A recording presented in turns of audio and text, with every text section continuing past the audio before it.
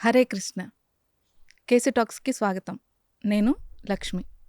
నారద మహర్షి చెప్పిన రామాయణం విన్న వాల్మీకికి అందులోని దృశ్యాలన్నీ కళ్ళకు కట్టినట్టు కనిపించినట్లుగా కృష్ణ చైతన్య గారు రామాయణం చెప్తుంటే మన కళ్ళ ముందరే జరుగుతోందా అన్న భావన మనందరికీ కలుగుతోంది కదా! ప్రతి సంఘటనని సవిస్తరంగా మనకి వర్ణిస్తూ చెప్తున్న కృష్ణ చైతన్య గారికి మనందరి తరపున ధన్యవాదాలు తెలియజేస్తున్నాను. గత భాగంలో గుహుడు అత్యంత భక్తి శ్రద్ధలతో రామచంద్రమూర్తిని సేవిస్తాడు. సీతా లక్ష్మణ సమేతంగా రామచంద్రమూర్తి దండకారణ్యంలోకి ప్రవేశించి భరద్వాజ మహర్షిని కలిసి తమ వనవాసానికి తగిన చోటును చెప్పవలసింది అని చెప్పి వారిని అడుగుతారు. ఇందుకు గాను చిత్రకూట పర్వతం అనువైనదిగా వారు చెప్పడంతో రామలక్ష్మణులు స్వయంగా అక్కడ చేరుకోవడానికి పడవను తయారు చేస్తారు. అక్కడికి వచ్చిన భరద్వాజ మహర్షి సీతాదేవిని ఆశీర్వదించి, అక్కడ ఒక వృద్ధ మర్రి వృక్షం ఉంటుంది, దాన్ని పూజించి నీ మనస్సులో ఉన్న కోరికను అక్కడ చెప్పవలసింది అని చెప్పి భరద్వాజ మహర్షి చెప్తారు.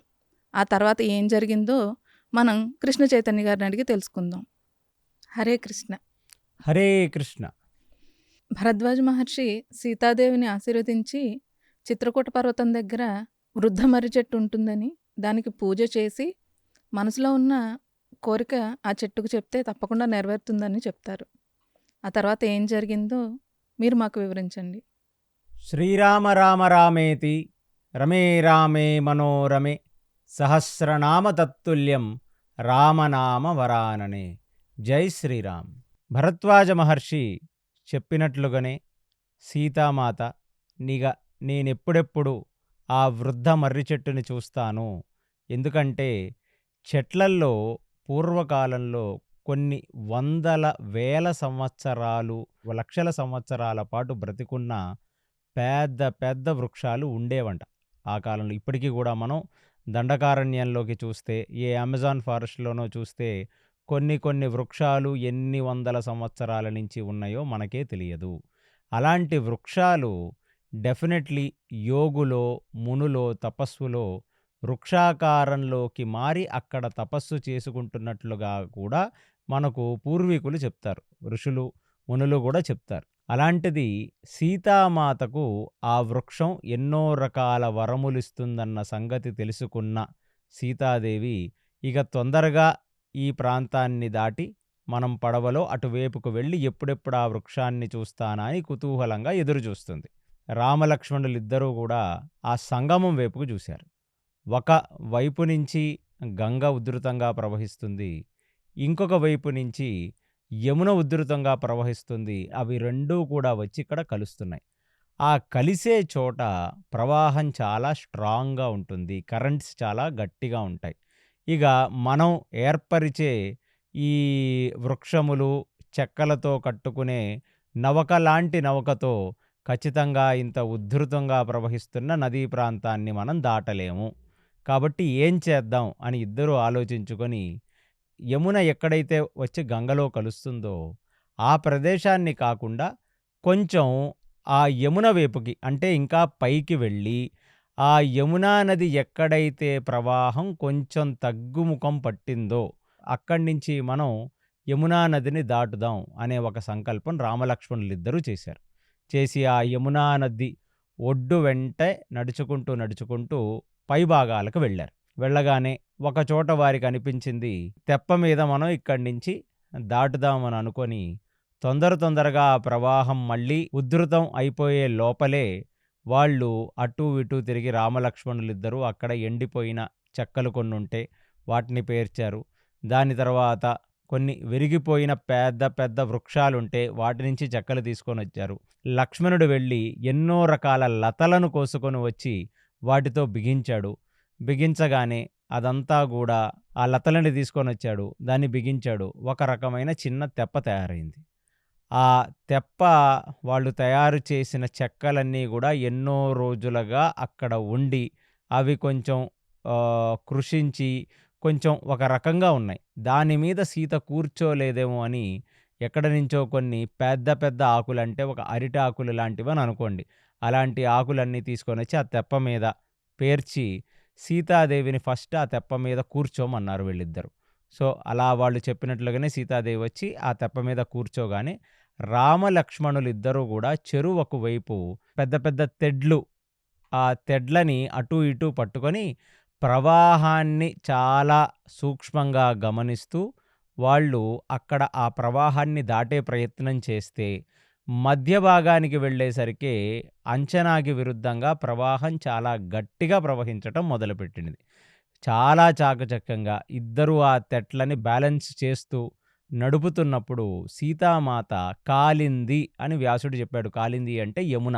ఆ యమునే శ్రీ మహావిష్ణువు కృష్ణుడిగా వచ్చినప్పుడు అష్టభార్యలలో ఒక భార్య అయ్యింది. ఆ భార్య పేరే కాలింది. రుక్మిణి, సత్యభామ, జాంబవతి లాగా కాలింది కృష్ణుడి యొక్క పట్టపు రాణి. అలాగా ఆ కాలింది నది దాటుతూ మధ్య ప్రాంతానికి రాగానే బాగా ప్రవహిస్తున్న కాలింది నదిలో చేతులు పెట్టి ఆ కాలింది నదికి అర్ఘ్యమిచ్చి ఆ కాలింది నదిని ప్రార్థించింది. మేము 14 సంవత్సరాల అరణ్యవాసం చేసి పూర్తయి అమ్మా మళ్ళీ ఈ నది అంటే నిన్నే దాటి మేము అయోధ్య చేరుకుంటాం. అందుకు గాను మమ్మల్ని నువ్వు కటాక్షించు. మేము గాని 14 సంవత్సరాలు మంచిగా ఈ వనవాసాన్ని పూర్తి చేసేటట్లుగా మమ్మల్ని అనుగ్రహించు. నేను తిరిగి వచ్చిన తర్వాత ఆ గంగామాతకు నీకు ఇద్దరికీ కలిపి నేను ఒక పెద్ద సంబరం చేస్తాను, పెద్ద ఉత్సవం చేస్తానని చెప్పి ఆ కాలిందికి ప్రార్థించిన వెంటనే అక్కడ ప్రవాహం కొంచెం తగ్గటం, దాని తర్వాత రామలక్ష్మణులిద్దరూ కూడా బ్యాలెన్స్ చేస్తూ ఆ తెప్పను ఆ ఒడ్డుకు తరలించటం, అక్కడ వాళ్ళు దిగటం, దిగిన తర్వాత మళ్ళీ ఆ దండకారణ్యం లోపలికి వెళ్ళటం మొదలుపెట్టారు. దండకారణ్యం అనగానే అదేమీ ఎక్స్కర్షనో, పిక్నికో, పార్కో కాదు. ఎందుకంటే ఏ మానవ సంచారం కూడా కొన్ని రోజులగునో, నెలలగునో, సంవత్సరాలగునో అరణ్యానికే రాలేదు. రాలేనప్పుడు అక్కడ ఎవరో ఒకళ్ళు నడిచిన దారి పడదు. ఎక్కడ చూసినా మోకాళ్ళ వరకు చెట్లు, చేమలు, పెద్ద పెద్ద గడ్డి ఉంటుంది.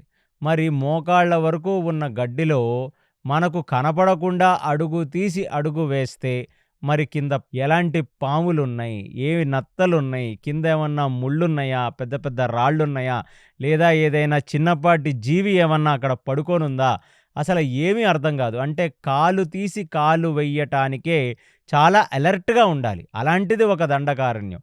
అందుకనే ఋషులు, మునులు కూడా ఒక్కసారి దండకారణ్యాన్ని దాటి వాళ్ళ ఆశ్రమాల్లోకి వచ్చేసిన తర్వాత మళ్ళీ ఆశ్రమ ప్రాంతాలను దాటి మళ్ళీ ఇంకొక అరణ్యాలకు అంత తేలిగ్గా వెళ్ళరు వాళ్ళసల. ఒకవేళ వెళ్ళినా గుంపులు గుంపులు కింద అరణ్యాలు దాటుతారు తప్ప ఇలా ముగ్గురు మాత్రమే దండకారణ్యంలో తిరగటం అనేది అప్పుడున్న కాలమాన పరిస్థితుల్లో త్రేతాయుగంలో అయితే జరగటం అనేది చాలా అసంభవం అనే చెప్పుకోవాలి. సో ఈ దండకారణ్యంలో ఎవరుంటారండి అంటే క్రూర మృగాలుంటాయి. దాని తర్వాత దండకారణ్యంలో అసురులుంటారు. వాళ్ళకి ఏది భయం ఉండదు. వాళ్ళేమి జనసంచారాల్లో తిరగక్కర్లా. అంటే ఎక్కువ శాతం వాళ్ళు అడవి మృగాలను, క్రూర మృగాలను భక్షిస్తూ అక్కడ తిరిగే ప్రేతాత్మలు, దుష్టాత్మలు, షాకిని, డాకిని లాంటి దయ్యాలు, రాక్షస దానవులు వీళ్ళందరూ కూడా దండకారణ్యాల్లో బ్రతుకుతారు. వారి పక్కన కొన్ని ఋషిముని ఆశ్రమాలలో కేవలం సాధు పుంగవులు మాత్రమే బ్రతుకుతారు. అంటే దండకారణ్యంలో బ్రతికేది చాలా మంచివాళ్ళు గానీ, లేదా పూర్తిగా అధములు. వీటి మధ్యన ఎటువంటి మంచి చెడులు తెలియని మృగాలు బ్రతుకుతూ ఉంటాయి. అందుకనే సీతామాతకి ఇదొక షాక్. అసలు ఏమిటి నాయనా ఈ జీవితం? ఇప్పుడు వరకు హంసతూలిగా పాన్పుల మీద పడుకుంది. ఏది కావాలంటే అది తింది. అలాంటిది ఒక 5, 6 రోజులుగా ఆమెకు అర్థమైపోయింది జీవితం అనేది అంత తేలిగ్గా ఉండదు అని. ఈసారి దండకారణ్యంలో అడుగుపెట్టినప్పుడు స్ట్రాటజీ మార్చి రాముడేమన్నాడంటే, నాయనా ఇక్కడ గడ్డి చాలా ఉధృతంగా, చాలా భయంకరంగా పొదలున్నాయి. కాబట్టి నేను ముందు నడుచుకుంటూ వెళతాను. వెనక సీత నడుస్తుంది. ఆ వదిన వెనకాల నువ్వు నిలబడి, నువ్వు వెనక నుంచి ముందేమన్నా వస్తుందో లేదో చూచుకుంటూ మమ్మల్ని కాపాడుతూ, అలాగే దారి మధ్యలో ఎక్కడైనా పుట్టతేనె కనపడ్డా, ఎక్కడైనా కొన్ని పళ్ళు కనపడ్డా, ఎక్కడైనా మంచి మూలాలు, కందగడ్డ, చిలకడ దుంపల్లాంటివి కనపడ్డా అవన్నీ పీక్కొని కొంచెం రెడీగా పెట్టుకో నాయనా.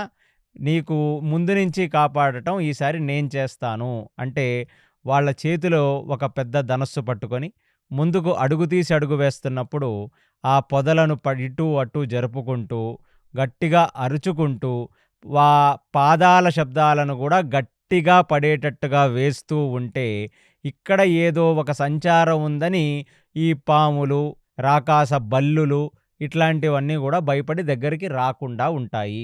అలాగా వాళ్ళందరూ అలా నడుచుకుంటూ చాలాసేపు నడిచి ఆ దండకారణ్యంలో వెళ్ళగానే ఒకచోట ఒక మైదానంలాగా ఏర్పడింది. అంటే అక్కడ పెద్దగా గడ్డేమీ లేదు.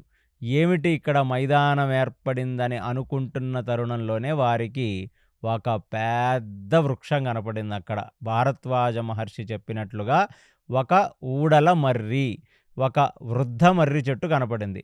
దాని పేరు శామవటం అని సంస్కృతంలో వాల్మీకి అన్నారు. ఆ శామవటం దగ్గర ఉన్న ఆ మర్రి చెట్టు దగ్గరికి వెళ్ళి ఆ మర్రి చెట్టుని ఆలింగనం చేసుకొని సీతాదేవి అసలు చాలా మైమరిచిపోయింది. ఎందుకంటే ఆది అంతములు తెలియనంత పెద్దగా ఉంది. అసలు ఎంత పెద్దగా ఉందో ఎవరికీ తెలీదు. ఇప్పుడు బెంగుళూరులో అలాంటి ఒక పెద్ద మర్రి చెట్టు ఉందంట. అది ఒక అర కిలోమీటర్ వరకు అది విస్తరించి ఉందంట. అది ఎంతో నాకు దాని వైశాల్యం తెలీదు. కానీ చాలా పెద్దగా విస్తరించుంది.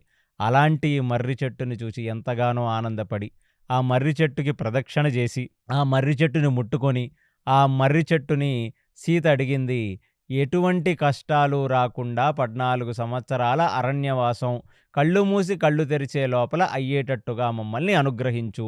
రాముడికి గాని, లక్ష్మణుడికి గాని ఎటువంటిది ఆపద రాకుండా మమ్మల్ని చూడు. మేము ఎప్పుడూ కూడా ధర్మాన్ని పట్టుకునేటట్లుగా మమ్మల్ని అనుగ్రహించు. ఎందుకంటే మర్రి చెట్టు ఒక రకంగా శ్రీ మహావిష్ణువుతో పోలుస్తారు. అది శ్రీ మహావిష్ణువు తత్వం అన్నమాట. అందుకనే సీతామాత ఆ మర్రి చెట్టుకి దండం పెట్టుకొని వీరి యోగక్షేమముల గురించి ప్రార్థించింది. కాసేపు ఆ మర్రి చెట్టు దగ్గర కూర్చున్నారు. కూర్చున్న తర్వాత ఇక మనం ఇంకా ముందుకు పయనం అవ్వాలి. ఆ చిత్రకూట ప్రాంతానికి చేర్చుకోవాలి సీత అని చెప్పగానే కాసేపు బాధపడ్డ సీత అక్కడ ఒక అరగంట 40 నిమిషాలు విశ్రాంతి తీసుకొని మంచినీళ్ళది తాగి మళ్ళీ అక్కడ నుంచి వాళ్ళు దండకారణ్యం లోపలికి వెళ్ళటం మొదలుపెట్టారు దక్షిణముఖంగా. ఇప్పుడు వెళుతుంటే సీత బాగా అలసిపోయి, సొలసిపోయి, అడుగుదీసి అడుగు వేయటానికి కూడా నీరసపడిపోయి అలా ఉంటుంటే రాముడికి ఒకటి అనిపించింది. ఏమిటంటే సీతకి అసలు ఇలాంటి అరణ్యవాసం అనేది ఇంతకుముందు తెలియనే తెలీదు. అందులోనూ వీళ్ళు చాలా కాన్ఫిడెంట్‌గా, చాలా అలర్ట్‌గా ఏదో ఒక యుద్ధానికి వెళుతున్న వాళ్ళులాగా మాటలు మాట్లాడకుండా రాముడేమో దారి వెతుకుతున్నాడు. లక్ష్మణుడేమో వెనక నుంచి ఎక్కడ పళ్ళుంటాయా, ఎక్కడ చామదుంపలు దొరుకుతాయా, ఎక్కడ పుట్టతేనె దొరుకుద్దా అని చెప్పి అవన్నీ తీసి ఒక జోలిలో వేసుకుంటూ నడుస్తున్నాడాయన. ఇక లక్ష్మణుడికి చెప్పాడు, నాయనా నువ్వు ముందు నుంచి నడిపించవలసినది. మీ వదిన గారు బాగా వడలిపోయారు. కాబట్టి నేను మీ వదిన గారిని మైండ్ డైవర్ట్ చేస్తాననగానే మళ్ళీ పొజిషన్స్ మార్చుకొని లక్ష్మణుడు ముందుకు వచ్చాడు. రామచంద్రమూర్తి వెనక్కి వచ్చాడు. వెనక్కి రాగానే సీత ముఖం చూచాడు.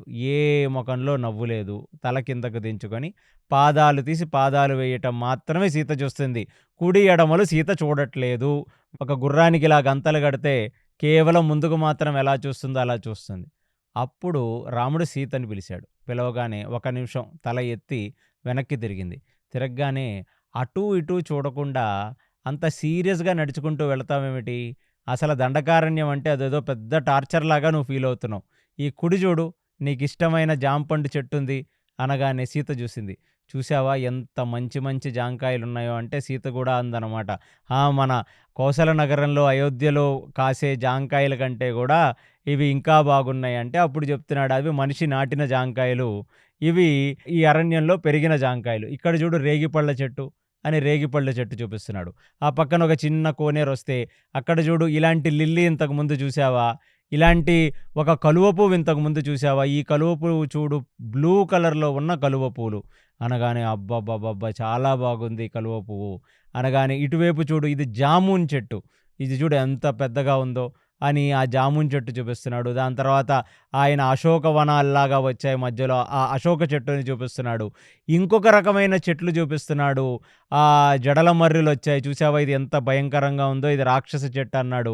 ఇంకొక చెట్టుని చూపించాడు. అలా మా మైండ్‌ని డైవర్ట్ చేస్తూ అటు వస్తున్న పుట్టలను చూపించాడు. అటు వస్తున్న చెట్లను చూపించాడు. మధ్యలో నెమలి కురివిప్పి ఆడుతుంటే ఆ నెమలిని చూపించాడు. ఆ నెమలి ఆకర్షించడానికి నాట్యం చేస్తే ఆ నెమలి వైపుకి ఎన్నో ఆడనెమలులు నెమళ్ళొచ్చాయంట. ఆ నెమళ్ళని చూపించాడు. కాసేపు ఆగారు. ఆ నెమళ్ళని చూసి ఎంతగానో ఆనందపడింది. తర్వాత సీత పాదాలు తీసి పాదాలేస్తుంటే ఒక కుందేలు గుంపు అక్కడి నుంచి వెళ్ళింది. వెళ్ళగానే ఆ సీత ఒక కుందేలుని చేతులెత్తుకుంది. ఆ కుందేలుని నిమిరింది. చూస్తూ ఎంతో అంటే సీతని మొత్తం ఎంగేజ్ చేస్తూ దారి పొడుగుతూ గూడా ఇది ఒక దండకారణ్యంలో వెళుతున్న శిక్షలాగా కాకుండా ఏదో ఒక భార్యాభర్తలు పెళ్ళై హనీమూన్‌కి ఏదో ఆఫ్రికానో లేకపోతే అమెజాన్ జంగల్‌కో వెళితే అక్కడ ఇవున్నయి చూడు, ఇక్కడ అవున్నయి చూడు అని చెప్తూ ఆమె మైండ్‌ని సీతాదేవి మైండ్‌ని డైవర్ట్ చేసి, ఆమె మనసుకు కొంచెం ఆహ్లాదకరంగా ఉండేటట్టుగా ప్రవర్తించటం రాముడు మొదలుపెట్టాడు. ఇక ముందుకు వెళ్ళగానే ఒక విశేషంగా ఆ అస్తమ సమయానికి పెద్ద లేళ్ల గుంపు నది దగ్గర నీళ్లు తాగి అవన్నీ సమూహంగా ఎక్కడ బ్రతుకుతాయో ఆ ప్రదేశానికి వెళ్ళిపోతుంటే వీళ్ళందరూ ఆగి ఆ లేళ్ల గుంపుని చూశారు. అందులో కొన్ని లేళ్ళు ఆగి మరీ రామచంద్రమూర్తిని, సీతామాతని చూచాయి.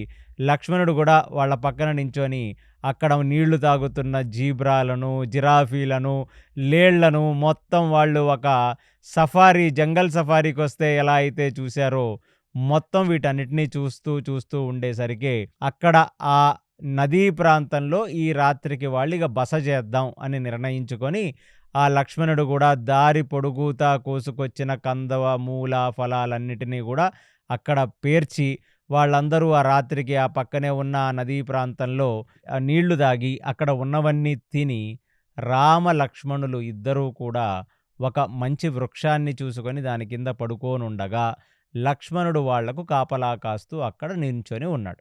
అది ఇగ ఈ రాత్రి గడిచిన తర్వాత మళ్ళీ పొద్దున్నే లేచి లక్ష్మణుడు రామచంద్రమూర్తితో అడిగాడు. ఏమిటంటే, మనం ఇంకా చాలా దూరం వెళ్ళాలన్నయ్య. మనం అనుకుంటున్నట్టు చిత్రకూటం ఏమి పక్కన లేదు.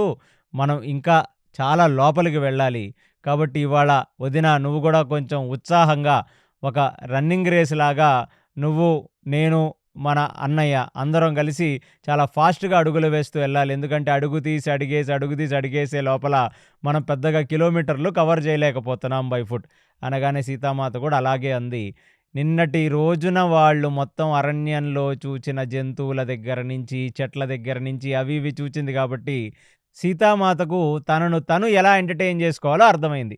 ఇది ఒక శిక్షలాగా కాకుండా కేవలం కల కిందకు దించుకొని నడవడమే కాకుండా ఇటు అటు చూస్తూ ఎగురుతున్న పక్షులను, కూస్తున్న కోయిలలను, అక్కడ కాస్తున్న పళ్ళని, చిగురుస్తున్న పూలని వీటన్నిటినీ చూచి కష్టం ఎలా మరిచిపోవచ్చో సీతామాతకు అర్థమైంది.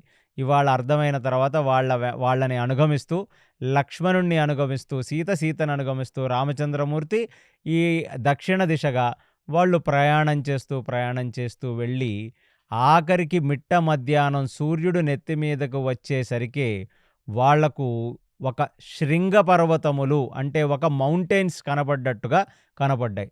కనబడగానే అప్పుడు ఊపిరి పీల్చుకున్నాడు లక్ష్మణుడు. అప్పుడు రామచంద్రమూర్తికి చూచి చెప్పాడు, చిత్రకూటం వచ్చేసినట్టే ఉంది, దగ్గర పడింది. మనకు దూరం నుంచి కొండలు కనబడుతున్నాయి. అనగానే రాముడు కూడా పదండి పదండి ఇక తొందరగా వెళదామని వాళ్ళ చిత్రకూటం వైపుకు నడుచుకుంటూ వెళుతుంటే వాళ్లకు ఆ చిత్రకూటాన్ని సమీపిస్తున్నప్పుడు లెఫ్ట్ సైడ్ ఒక ఆశ్రమం కనపడింది. ఓహో! ఇక్కడ ఒక ఋషిముని ఆశ్రమం ఉందా? కాబట్టి ఋషిముని ఆశ్రమాలుంటే దగ్గర నీళ్లుంటాయి, తినటానికి ఏమన్నా పళ్ళుంటాయి, కాసేపు రెస్ట్ తీసుకోవచ్చు. వాళ్లకు మీరు ఎలా అయితే హైవే మీద వెళ్తే హైవే డాబాల్లో ఆగుతారో రామ, సీత, లక్ష్మణులకు దండకారణ్యంలో ప్రయాణిస్తున్నప్పుడు వచ్చే ఋషిముని ఆశ్రమాలే వాళ్లకు సేద తీరటానికి ఉన్న ఒక హైవే డాబాలు లాంటివి. వాళ్ళు ఇమీడియట్లీ ఇక్కడికి వెళ్ళి అసలు ఆ యోగులు ఎవరున్నారో వాళ్లకు నమస్కరిద్దాం, ప్లస్ అక్కడ కాసేపు కూర్చుంటే ఋషిముని ఆశ్రమాలు అనగానే ఎన్నో సాధు జంతువులన్నీ కూడా ఆశ్రమవాసంలో తిరుగుతూ లేడ్లు, దుప్పులు, నెమళ్ళు, జింకలు, రకరకాల పక్షులు, బాతులు, హంసలు, కొంగలు అవన్నీ అక్కడే ఉంటాయి. సో సీత కూడా కాసేపు వాటితో ఆడుకొని ఆమె కూడా తన యొక్క స్ట్రెస్సు, తన యొక్క వడలిక నుంచి కొంచెం ఉపశమనం పొందుతుందని చెప్పి వాళ్ళ ఆశ్రమంలోకి వెళ్ళగానే ఒక పెద్ద గడ్డం వేసుకొని, ఒక జుట్టు కొప్పు ముడేసుకొని, అప్పుడే తన యొక్క మాధ్యాహ్నిక సంధ్యావందనాన్ని పూర్తి చేసుకున్న ఒక్క గొప్ప తేజోవంతమైన మహర్షి వాళ్ళకి ఎదురొచ్చాడు. ఎదురు రాగానే సీతామాత ఆ ఋషిని చూసి ఆ ఋషి సీతామాతని చూచి ఎక్కడ లేని అనుబంధం కలిగిందంట వారికి. అంటే వీరితో నాకు ఏదో ఒక గొప్ప సంబంధం ఉండబోతుంది అనే ఒక విషయం సీతకు అర్థమైంది. లక్ష్మణుడు చేజొడ్చి నమస్కరించాడు ఆ సాధువుకి. ఆ సాధువు రామచంద్రమూర్తిని చూచి రామచంద్రమూర్తికి సాష్టాంగ నమస్కారం చేసి, రామచంద్రమూర్తి సీతకు ఆయన ప్రదక్షిణం చేసి, రామ సీత ఇద్దరికీ కలిపి అర్ఘ్యపాద్యాదులిచ్చి అక్కడ కూర్చుండబెట్టుకొని, మీరు ఎవరో నా అంతరాత్మకు అర్థమైంది, ఎవరో యోగి పుంగవులని, మీ రాక దేనికి, మీరు ఎవరో నాకు చెప్పవలసినది అంటే, ఆ ఋషికి ఆ మునికి రామచంద్రమూర్తి తన వృత్తాంతాన్ని చెప్పి తన తండ్రి మాట నిలబెట్టడం కోసం తను అరణ్యవాసం చెయ్యటానికి వచ్చాను. అందులో భారద్వాజ ఋషిని అడిగాను నేనెక్కడుండాలంటే, చిత్రకూటం దగ్గర చాలా విశేషమైన ప్రాంతం ఉంటుంది. అక్కడ ఎన్నో రకాల పళ్ళు, తేనె, ఎన్నో రకాల మంచి ఉద్యానవనాలుంటాయి. అక్కడ మంచి సాధు జంతువులు, జింకలు, దాని తర్వాత ఎలుగుబంట్లు, దాని తర్వాత బాతులు, అన్ని రకాల సాధు జంతువులు అంటే పళ్ళ మీద, తేనె మీద బ్రతికే, ఆ ఆకుల మీద బ్రతికే సాధు జంతువులన్నీ ఉంటాయి. అక్కడికెళ్ళి నివాసం ఉండమన్నారు. అందుకనే మేము అక్కడికి వెళుతుంటే మీ ఆశ్రమం కనపడిందనగానే, ఆ మహర్షి ఇది చాలా మంచి పని నాయనా, మీరు ఇక్కడే మిగతా 14 సంవత్సరాలు ఇక్కడే ఉండవచ్చును. కాబట్టి నేను తీసుకొని వెళ్ళి మీకు ఆ ప్రదేశం చూపిస్తాను. చిత్రకూటం దగ్గర నేను ఎన్నో వందల సంవత్సరాలుగా ఉంటున్నాను. ఎందరో రాజులు, ఎందరో మహర్షులు ఈ ఆశ్రమానికి వచ్చి నా దగ్గర వాళ్ళందరూ యోగ సాధన చేసి, వాళ్ళు మోక్ష సాధన చేస్తూ ఇక్కడ ఉండిపోయిన వాళ్ళు చాలామంది ఉన్నారు. మీలాంటి ఇక్ష్వాకుకుల తిలకాలు మా ఆశ్రమానికి రావటమే మాకు ఎంతగానో అదృష్టం రామచంద్ర. నేను తీసుకొని వెళ్ళి చిత్రకూటం చూపిస్తాను అని చెప్పినప్పుడు లక్ష్మణుడు అడిగాడు, మీరు ఎవరో మాకు తెలియబరచవలసినది. ఎందుకంటే ఎవరెవరో భారద్వాజ, కశ్యప, అత్రి, మరీచి ఇలాంటి గొప్ప గొప్ప వాళ్ళు వాళ్ళ ఆశ్రమాలు వచ్చినప్పుడు మాకు ముందే తెలుస్తాయి. మీ గురించి మాకు పెద్దగా తెలియదు. మాకు మీరెవరో తెలియపరచవలసినది. మీ మన్నన, మీ మర్యాద మాకెంతగానో నచ్చాయి అనగానే, ఇప్పుడు ప్రేక్షకులకు మీకు అందరికీ సస్పెన్స్ ఏమిటంటే, ఆ ఋషి ఎవరో కాదు, సాక్షాత్తు వాల్మీకి మహర్షే. వాల్మీకి మహర్షి రామచంద్రమూర్తిని మొట్టమొదట కలిసింది అయోధ్యకాండలో. ఆయన చిత్రకూటంలో తన పర్ణశాలను నిర్మించుకోక ముందు చివరాఖరిగా కలిసిన ఋషే ఈ వాల్మీకి ఋషి. అప్పటికి మరి వాల్మీకి తెలుసా రామచంద్రమూర్తి స్వయం నారాయణుడే అనే సంగతి తెలుసా అంటే, కారణజన్ముడు ఈ మనిషిని చూడగానే ఎక్కడి లేని మమకారం కలుగుతుంది. అందుకనే వాల్మీకి సీతాదేవిని చూడగానే, సీతాదేవికి వాల్మీకిని చూడగానే ఏదో తెలియని ఆత్మీయత కలిగిందని ఎందుకు చెప్పారంటే, ఫ్యూచర్లో వాల్మీకి ఆశ్రమానికే మళ్ళీ సీత వస్తుంది. వాల్మీకే సీత ప్రసవ వేదన నుంచి సీతని దూరం చేసి ఇద్దరు కవల పిల్లలని ఆయనే పురుటు పోస్తాడు. కాబట్టి అందుకు వాళ్ళకంత ఆత్మీయత కలిగింది. వాల్మీకి కూడా రామచంద్రమూర్తిని అరణ్య పర్వంలో కలిసినట్లుగా, అరణ్యకాండంలో కలిసినట్లుగా ఆయన పెద్దగా వర్ణించుకోలేదు. కేవలం 2 శ్లోకాలు ఆ సర్గంలో రాసుకున్నాడు అంతే ఆయన. నేను రామచంద్రమూర్తిని చూచాను, రామచంద్రమూర్తికి అర్ఘ్యపాద్యాదులిచ్చాను, రామచంద్రమూర్తిని చూడగానే ఎక్కడ లేని ఆత్మీయ భావం కలిగింది.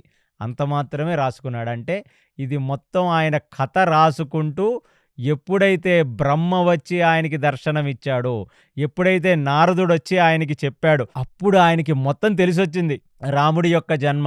అంటే రుచి చూసే ముందు మనకు చూపిస్తారంట ఒక డిష్, ఇది ఇలా ఉంటుంది నాయన, దీని పేరు ఇది అని. రామాయణ చివరాఖరిలో ఏ రుచినైతే ఆయన యొక్క గురువుగారైన నారదుడు ద్వారా తెలుసుకుంటాడో, ఆయన ఏ రామాయణం అయితే ఆ 1,000,000 శ్లోకములుగా బ్రహ్మ వర్ణించాడో దేవతలకు, బ్రహ్మ దగ్గర నుంచి తెలుసుకుంటాడో, ఆ రుచి చూడకముందే రామచంద్రమూర్తి దర్శన భాగ్యం ఆయనకి కలిగింది అనే వృత్తాంతాన్ని ఆయన వాల్మీకి స్వయంగా రాసుకుంటున్నాడు ఇక్కడ. వీళ్ళని తీసుకొని వెళ్ళి రామచంద్రమూర్తికి ఆ చిత్రకూట ప్రదేశంలో ఒక అనువైన ప్రాంతాన్ని చూపించి, రామ మీరందరూ ఇక్కడ ఉండవలసినది అని చెప్పటంతో వాల్మీకి ఘట్టం ఇక్కడ పూర్తయిపోతుంది. దీని తర్వాత రాముడు, సీత, లక్ష్మణుడు ఒక మధ్యలో ఒక సమభాగంగా నేల ఉన్న చోట, అంటే ఎటువంటి చెట్లని కొట్టకుండా, చెట్లు పెరగని ఒక మైదానంలాగా, చిన్న మైదానంలాగా ఉన్న చోటుని ఎంచుకొని రాముడు వాస్తు చూసి లక్ష్మణుడికి చెప్పాడు, నాయన ఈ దిశగా అంటే ఈ యాంగిల్లో ఒక చిన్న పర్ణశాలని మీరు ఇక్కడ నిర్మించవలసినది అనగానే ఇమీడియట్లీ ఒక గొడ్డలి పట్టుకొని వెళ్ళాడు లక్ష్మణుడు. అక్కడ ఉన్న కొన్ని చెట్లను ఆయన నరికాడు, వాటిని పాలిష్ చేశాడు. రామచంద్రమూర్తి ఎన్నో రకాల లతలను తీసుకొని వచ్చారు. లక్ష్మణుడు చెక్కలన్నిటినీ కొట్టాడు, ఒకదానికి ఒకటి పేర్చాడు. అంతా చేసి ఒక అద్భుతమైన చిన్న కుటీరాన్ని, పర్ణశాలను వాళ్ళు అక్కడ చిత్రకూటంలో ఏర్పరచుకున్నారు.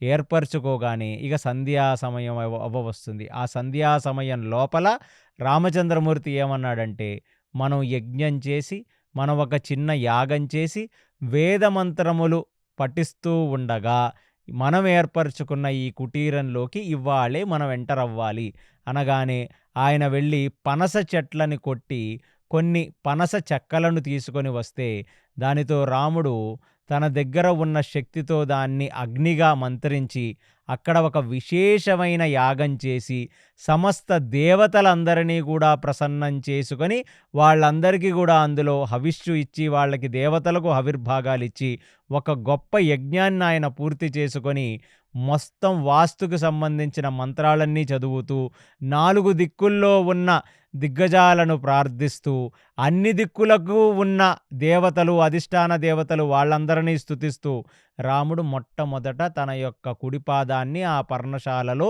ఆ కుటీరంలోకి అడుగు పెడుతుండగా ఆయన్ని అనుగమిస్తూ సీత వెనకాల లక్ష్మణులు ముగ్గురు అఫీషియల్లీ గృహప్రవేశం చేశారు. ఇక ఈ 14 సంవత్సరాలు వాళ్లకు ఇదే గృహము. అంటే ఒక రకంగా 14 సంవత్సరాలు వాళ్ళు ఇక్కడ ఉండరు, 11.5 సంవత్సరాలు మాత్రమే ఉంటారు. బట్ అది వాళ్ళకి 14 సంవత్సరాలు వాళ్ళు అరణ్యవాసాన్ని నడపటానికి గాను వాళ్లకు ఏర్పరచుకున్న ఒక చిన్న పర్ణశాల ఇవాళ మధ్యప్రదేశ్కి, యూపీకి మధ్యలో ఉన్న చిత్రకూటం అనే ప్రదేశంలో ఉంది. నాకిక్కడ 2 ప్రశ్నలున్నాయండి. మొదటిది, వాల్మీకి మహర్షి ముందరే ఇక్కడ కలిశారని చెప్తున్నారు. మామూలుగా అయితే ఉత్తరాఖండంలోనే వాల్మీకి మహర్షి కలిసినట్టు తెలుసు మాకు. రెండో ప్రశ్న ఏమిటంటే, పర్ణశాల ఇక్కడ భద్రాచలం దగ్గర ఉన్నట్టుగానే మాకు తెలుసు. సినిమాలో కూడా ఇక్కడ గోదావరి నది పక్కనే పర్ణశాల నిర్మించుకున్నట్టుగా ఉంది. దానికి వివరణ ఇవ్వాలి మీరు. ఒకటి, వాల్మీకి మహర్షి రాముణ్ణి మొట్టమొదటిసారిగా చూసింది లవకుశలను తీసుకొని ఆయన మళ్ళీ కౌశల రాజ్యానికి తిరిగి వస్తున్నప్పుడు. ఎందుకంటే రామాయణం అనేది ఒక కావ్యం. అలాంటిది ఆయన ఒక పాటల రూపంలో లవకుశులిద్దరూ కూడా గానం చేస్తూ ఆ రామాయణాన్ని నలుగురికి చెప్తున్నప్పుడు వీళ్ళ నోట వాళ్ళ నోట విన్న రామచంద్రమూర్తి, కౌశల నగర వాసుల నోట విన్న రామచంద్రమూర్తి ఆ ఇద్దరు ఋషిబాలులను, మునిబాలులను మా అంతఃపురానికి తీసుకురావలసినది అంటే వాళ్ళు వచ్చి ఆ రామచంద్రమూర్తికి వాళ్ళు ఈ రామాయణం అనే ఒక కావ్యాన్ని లేదా రామాయణం అనే ఒక గానాన్ని అంటే ఒక పాటలాగా వాళ్ళు పాడి వినిపిస్తున్నప్పుడు మొట్టమొదటిసారిగా వాల్మీకి రాజదండనాన్ని చేతిలో పట్టుకొని రాజసింహాసనం మీద చక్రవర్తిలాగా కూర్చున్న ఇక్ష్వాకుల తిలకుడైన రఘువంశీయుడైన రామచంద్రమూర్తిని అలా చూచినది అదే మొదటిసారి అని చాలామంది అనుకుంటారు. అంటే తాత్వికంగా చూసినట్లయితే రామచంద్రమూర్తి యొక్క అవతార ప్రయోజనం, అసలు రామచంద్రమూర్తి ఎవరు, రామచంద్రమూర్తి స్వయం నారాయణుడు అనే సంగతి మాత్రం నారదుడు తర్వాత బ్రహ్మగారి చేత జ్ఞానాన్ని పొందిన, అంటే జ్ఞాన పరిపక్వ దిశలో యావద్ రామాయణ కావ్యాన్ని రాసిన వాల్మీకి ఒక రకంగా, అంటే జ్ఞానం తర్వాత ఫస్ట్ టైం కనపడ్డ రామచంద్రమూర్తికి జ్ఞానానికి ముందు కనపడ్డ రామచంద్రమూర్తికి కూడా వ్యత్యాసం ఉంది. కాబట్టి జ్ఞాన పరిపక్వ స్థితిలో చూసింది మాత్రం చివరాఖరిగానే. అప్పుడు రామచంద్రమూర్తిని చూస్తే ఆయనకు భయంకరమైన పులకింత కలిగింది, ఒక విశేషమైన పులకింత కలిగింది. ఎందుకంటే ఆయనే శ్రీమన్నారాయణుడన్న సంగతి వాల్మీకి అర్థం అవ్వటమే కాక ఆయన అంతర్ముఖంగా దర్శించాడు. ఎంటైర్ రామాయణం ఆయన స్ఫురణలోకి వచ్చేసింది. అంటే అప్పుడు చూస్తున్న రామచంద్రమూర్తి వాల్మీకి నేత్రములకు సాక్షాత్ నారాయణుడిలాగా కనపడ్డాడు.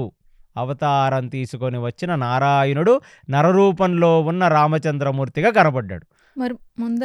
మరి ముందల చూసింది అంటే మాంసపు నేత్రములతో రామచంద్రమూర్తిని 2 సార్లు చూశాడు. అసలు మొట్టమొదట వాల్మీకి దర్శన భాగ్యం కలిగింది రామచంద్రమూర్తి అరణ్యవాసం మొదలుపెట్టిన 5-6 రోజులలో ఆయన ఎప్పుడైతే తన పర్ణశాలను చిత్రకూటంలో నిర్మించుకుందామని భారద్వాజ మహర్షి చెప్పినందుకు గాను వస్తే అక్కడ ఆల్రెడీ ఒక ఆశ్రమాన్ని నిర్మించుకున్న వాల్మీకి రామచంద్రమూర్తి దర్శన భాగ్యం కలిగింది. కానీ జ్ఞాన పరిపక్వ దిశ కాదు ఇంకా వాల్మీకిది. ఎందుకంటే రాముడు ఎవరు, సీత పలానానా, లక్ష్మణుడు పలానానా, అసలు వీళ్ళందరూ కూడా సాక్షాత్తు నారాయణ లక్ష్మి ఆదిశేష అంశలా వీళ్ళు అవతార ప్రయోజనార్థమై ఇక్కడికి వచ్చారా, ఇది దుష్ట శిక్షణ శిష్టరక్షణ కోసం తీసుకున్న ఒక అవతారమా, ఇదంతా వాల్మీకి తెలుసా అని మీరు నన్ను అడిగితే ఆయన రాసుకున్న వాల్మీకి రామాయణంలో కేవలం వారిని చూస్తే నాకు ఎంతగానో ఆత్మీయత కలిగింది, వీరు నాకు బంధువులు అన్నట్లుగా నాకు అనిపించింది, క్షత్రియ బాలులను చూడగానే నాకెంతగానో ఆనందం కలిగి నేను అర్ఘ్యపాద్యాదులు ఇచ్చాను అని మాత్రమే రాసుకున్నాడు. అంటే మాంసపు నేత్రములతో మొట్టమొదటిసారి రామచంద్రమూర్తిని చూచినప్పుడు ఆత్మీయత కలిగింది, కానీ వారి లోపల ఉన్న తత్వము బహుశా వాల్మీకి ఇంకా తెలియదేమో. దానికి సీత యొక్క ఆశీర్వాదం అవసరం, సీతకు కైంకర్యం అవసరం. అందుకనే మామూలుగా ఒక శ్రీ వైష్ణవం అని ఒక సంప్రదాయం ఉంటుంది. లక్ష్మి ద్వారా నారాయణుడిని చేరుకోవటం ఆ సంప్రదాయం యొక్క లక్షణం. అందుకనే ఎప్పుడైతే వనవాసానికి సీతాదేవిని వదిలిపెట్టారో అక్కడ సీతామాత సేవ చేత కృప అనుగ్రహపాత్రుడైన వాల్మీకి గురు అనుగ్రహం దొరికి, గురు అనుగ్రహం ద్వారా బ్రహ్మదర్శనం జరిగి ఆ బ్రహ్మ ఆయన మనోనేత్రంతో యావత్ రామాయణాన్ని ఆయన స్ఫురణలోకి వచ్చేటట్టు చేసేసాడు. అది జ్ఞాన పరిపక్వ దిశ. అప్పుడు ఆయనకు కనపడ్డ రామచంద్రమూర్తి వేరే. సో మామూలుగా అర్థం చేసుకోవాలంటే వాల్మీకి 2 సార్లు రాముణ్ణి కలిశాడు. ఏమీ తెలియనప్పుడు రాముణ్ణి కలిశాడు, అన్నీ తెలుసుకున్న తర్వాత రాముణ్ణి కలిశాడు, 2 సార్లు కలిశాడు. కానీ మొట్టమొదటిసారి మాత్రం ఖచ్చితంగా అయోధ్య పర్వంలో ఆయన రామచంద్రమూర్తిని కలవటమే కాకుండా చిత్రకూటానికి దారి కూడా చూపించాడు. అదేనా ఆయన చిత్రకూటం, అక్కడ మీరు ఏర్పరచుకోండి, పక్కనే మందాకిని అనే ఒక పెద్ద నది ప్రవహిస్తుంది, మీకు సంధ్యావందనాది క్రియలకు మీకు మంచినీళ్లకు, అంటే ఎప్పుడు కూడా నదీ ప్రవాహక ప్రాంతాలలో మాత్రమే మనుషులు ఇళ్ళు అవి ఏర్పరచుకొని ప్రశాంతంగా సెటిల్ అవుతారు. అలాగా వాళ్ళకి ఆ ప్రదేశాన్ని చూపించిన వ్యక్తి వాల్మీకే. ఇక రెండో ప్రశ్న, పర్ణశాల మనకు భద్రాచలం దగ్గర ఉన్న ఒక ప్రదేశంలో ఆ గోదావరి పరివాహక ప్రాంతంలో మనకు పర్ణశాల చూపిస్తారు. ఇక్కడ 2 రామచంద్రమూర్తి ఇప్పుడు భరతుడు వచ్చి పాదుకలు తీసుకొని వెళ్ళి ఆ రాముడి యొక్క పాదుకలే ఇప్పుడు రామరాజ్యంగా అక్కడ కౌసల నగరాన్ని ఏలతాయి అని చెప్పి తీసుకొని వెళ్ళిన తర్వాత అగస్త్యుడొచ్చి రామచంద్రమూర్తిని ఇక్కడైతే రాక్షసులు వాళ్ళు ఎక్కువగా వస్తారు, అందరికీ తెలిసిపోయింది తమరు ఇక్కడ ఉంటున్నారని, కాబట్టి మీరు ఇంకా దక్షిణం వైపుకు వెళ్ళి పంచవటి అనే ఒక ప్రదేశంలో మీరు మళ్ళీ కొంతకాలం ఉండవలసినది అని ఆదేశిస్తే అగస్త్యముని ఆదేశానుసారం రామచంద్రమూర్తి మళ్ళీ కిందకి దక్షిణాన వస్తారు. వచ్చినప్పుడు అక్కడ కూడా ఒక పర్ణశాలను ఏర్పరచుకుంటారు. పర్ణశాల అంటే ఏమిటి? ఆకులతో చేసుకున్న ఒక ఇల్లు, అంటే మీ దృష్టిలో గుడిసెనే పర్ణశాల అంటారు. అంటే ఈ తాటాకులతో లేకపోతే మరి ఆ కాలంలో ఏ ఆకులతో ఇళ్లను ఏర్పరచుకునేవాళ్ళు, ఆకులతో ఏర్పరచుకున్న ఇంటిని పర్ణశాల అంటారు. సో మొట్టమొదటి పర్ణశాల ఏర్పరచుకున్నది చిత్రకూటంలో. ఆ చిత్రకూటం ఇవాల్టికి సత్నా అనే ఒక డిస్టిక్ మధ్యప్రదేశ్కి ప్లస్ యూపీకి మధ్యలో వస్తుంది. అది ఆల్మోస్ట్ బార్డర్, యూపీ మధ్యప్రదేశ్ బార్డర్లో చిత్రకూటం వస్తుంది. అక్కడ ఒక నది ప్రవహిస్తుంది, మందాకిని పేరు గల నది. మరి తర్వాత కాలంలో వాళ్ళు దక్షిణ భాగానికి వచ్చేసారు కదండి. మరి ఆ పర్ణశాల బహుశా మా భద్రాచలంలో ఉన్న పర్ణశాల అనే మీకు డౌట్ వస్తే, పంచవటి అనేది నాసిక్ దగ్గర ఉందని మహారాష్ట్ర వాళ్ళు చెప్తారు. ఎందుకంటే దానికి ప్లేసే పంచవటి అనే ప్రదేశం. కాబట్టి ఇప్పుడు ఎగ్జాక్ట్లీ పంచవటి మహారాష్ట్రలో ఉందా, పంచవటి అనేది తెలంగాణలో ఉందా అనేది అది ఎవరికీ తెలియని విషయం. కానీ పంచవటి అనే పేరు మాత్రం ఖచ్చితంగా మహారాష్ట్రలో ఉంది. అక్కడ కూడా సీతాదేవికి ఉన్నట్లుగా వాళ్ళు చాలా రకాల ఆధారాలు చూపిస్తారు. అక్కడ సీతకు ఒక గుహ ఉంది. అక్కడ సీత పూజ చేసుకున్నట్లుగా కొన్ని మనకవి చూపిస్తారు. కాబట్టి దక్షిణంలో ఎగ్జాక్ట్‌లీ ఎక్కడ వస్తది ఈ పర్ణశాల, మళ్ళీ రెండో పంచవటి అనే ప్రదేశం అనేది ఇవాల్టికి ఎవరికీ సరిగ్గా తెలీదు. కాబట్టి తెలుగు వాళ్ళు హ్యాపీగా దాన్ని తెలంగాణ అనుకోవటంలో వచ్చిన నష్టమేమీ లేదు. మరాఠీ వాళ్ళు దాన్ని హ్యాపీగా పంచవటి అని నాసిక్ దగ్గర ఉంది అని అనుకోవటంలో నష్టమే లేదు. ఎందుకంటే 2 చోట్ల ప్రవహించేది గోదావరి నదే. కాబట్టి దాన్ని మనం నిరూపించలేం. ఏది కరెక్ట్ అయిన పంచవటి అనేది మనం నిరూపించలేం. ఎందుకంటే మళ్ళీ దాని తర్వాత కిష్కింధకి వెళతాడు రాముడు. సో, మహారాష్ట్ర నుంచి కిందకు కర్ణాటక వైపుకు వెళతాడా? లేకపోతే తెలంగాణ నుంచి కర్ణాటక వైపుకు వెళతాడా? అనేది డీప్ రీసెర్చ్ చేస్తే మాత్రమే మనకు అర్థమవుతుంది తప్ప, ఇప్పటికీ ఆ గోదావరి పరివాహక ప్రాంతంలో వాళ్ళు రెండవసారి వాళ్ళు ఆశ్రమాన్ని ఏర్పరచుకున్నారు. కాబట్టి మొట్టమొదట ఏర్పరచుకున్న పర్ణశాల అనే పేరుతో వాళ్ళు ఏర్పరచుకున్నది. వాళ్ళు కొంతకాలం ఉన్నది.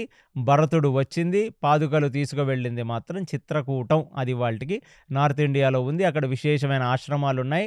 భజనానంది సంప్రదాయం, రామానంది సంప్రదాయం అని ఒక సంప్రదాయమే ఉంది. అయోధ్య చిత్రకూటంలో రామానుజ సంప్రదాయం మనకి ఎలాగైతే శ్రీ వైష్ణవులు దక్షిణాదిలో ఉంటారో, రామానంది అని ఆయన రామానుజులు లాంటి రామానుజ సంప్రదాయంలో వస్తున్న ఒక యతి పురుషుడు, పరమ యోగి, చాలా పెద్ద యోగి పుంగవుడు. ఆయన ద్వారా ఈ సంప్రదాయం వస్తుంది. దాని పేరు రామానంది.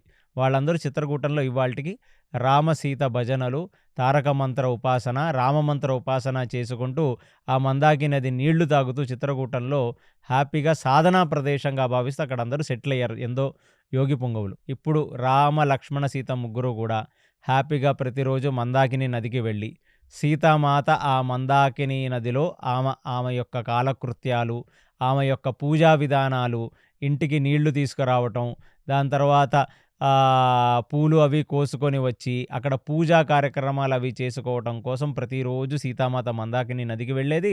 రాముడు, లక్ష్మణుడు కూడా సూర్యుడికి వాళ్ళు అర్ఘ్యం ఇవ్వటానికి, సంధ్యావందనాది క్రియలకు, వాళ్ళకు దాహం వేసినప్పుడు నీళ్లు తీసుకోవడానికి వాళ్ళు ఆ మందాకిని నది చప్పుడు వినపడుతున్నంత దూరంలో పర్ణశాలను ఏర్పరచుకొని చాలా సుఖంగా బ్రతుకుతున్న రోజులవి. సీతామాత కూడా వాళ్ళు దండకారణ్యానికి వచ్చారన్న సంగతిగా మరిచిపోయి హ్యాపీగా సెటిల్ అయిపోయింది. ఆ పర్ణశాలకు ఎన్నో లేళ్లొస్తున్నాయి, ఎన్నో కుందేళ్ళొస్తున్నాయి, ఎన్నో నెమలులొస్తున్నాయి, నెమల పిల్లలొస్తున్నాయి, కోయిలలొస్తున్నాయి, చిత్ర విచిత్రమైన పక్షులొస్తున్నాయి. హ్యాపీగా లక్ష్మణస్వామి వెళ్ళి కందమూల ఫలాలు తీసుకొస్తున్నారు. అప్పుడప్పుడు విచిత్రమైన డ్రాగన్ ఫ్రూట్లు, ఆ ఫ్రూట్లు, ఈ ఫ్రూట్లు, ఆ అడవిలో దొరికే విచిత్రమైన పళ్ళు తీసుకొస్తున్నారు. రాముడు, సీత ఇద్దరు కలిసి అక్కడ ఆహ్లాదకరంగా గడుపుతూ అదే మా కొత్త అయోధ్య, అదే మా కొత్త కౌశల రాజ్యం అని అనుకుంటూ బ్రతుకుతున్న రోజులు.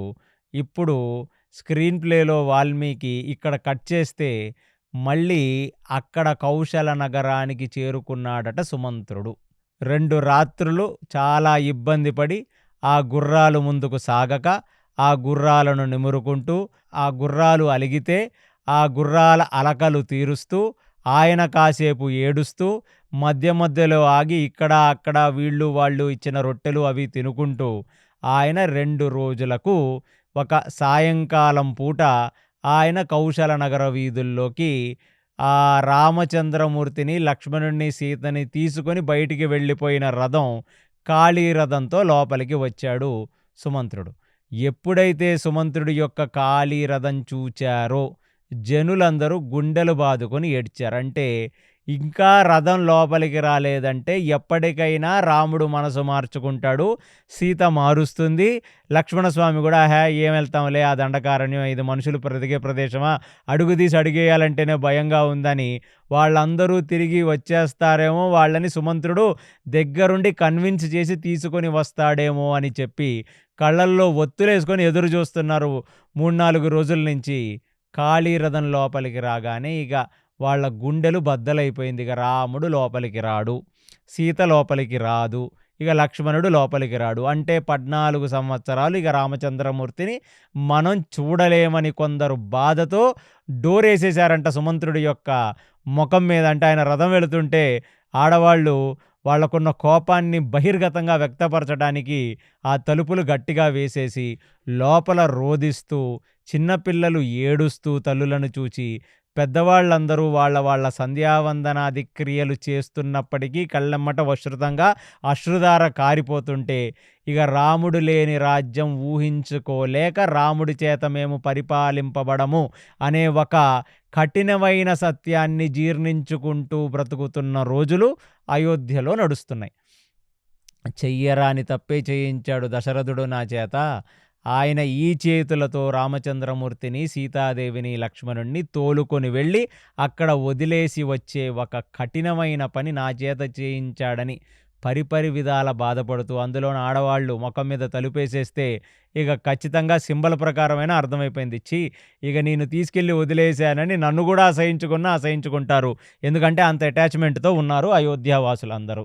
ఒక నిమిషం ఆయన మనసు నొచ్చుకుంది.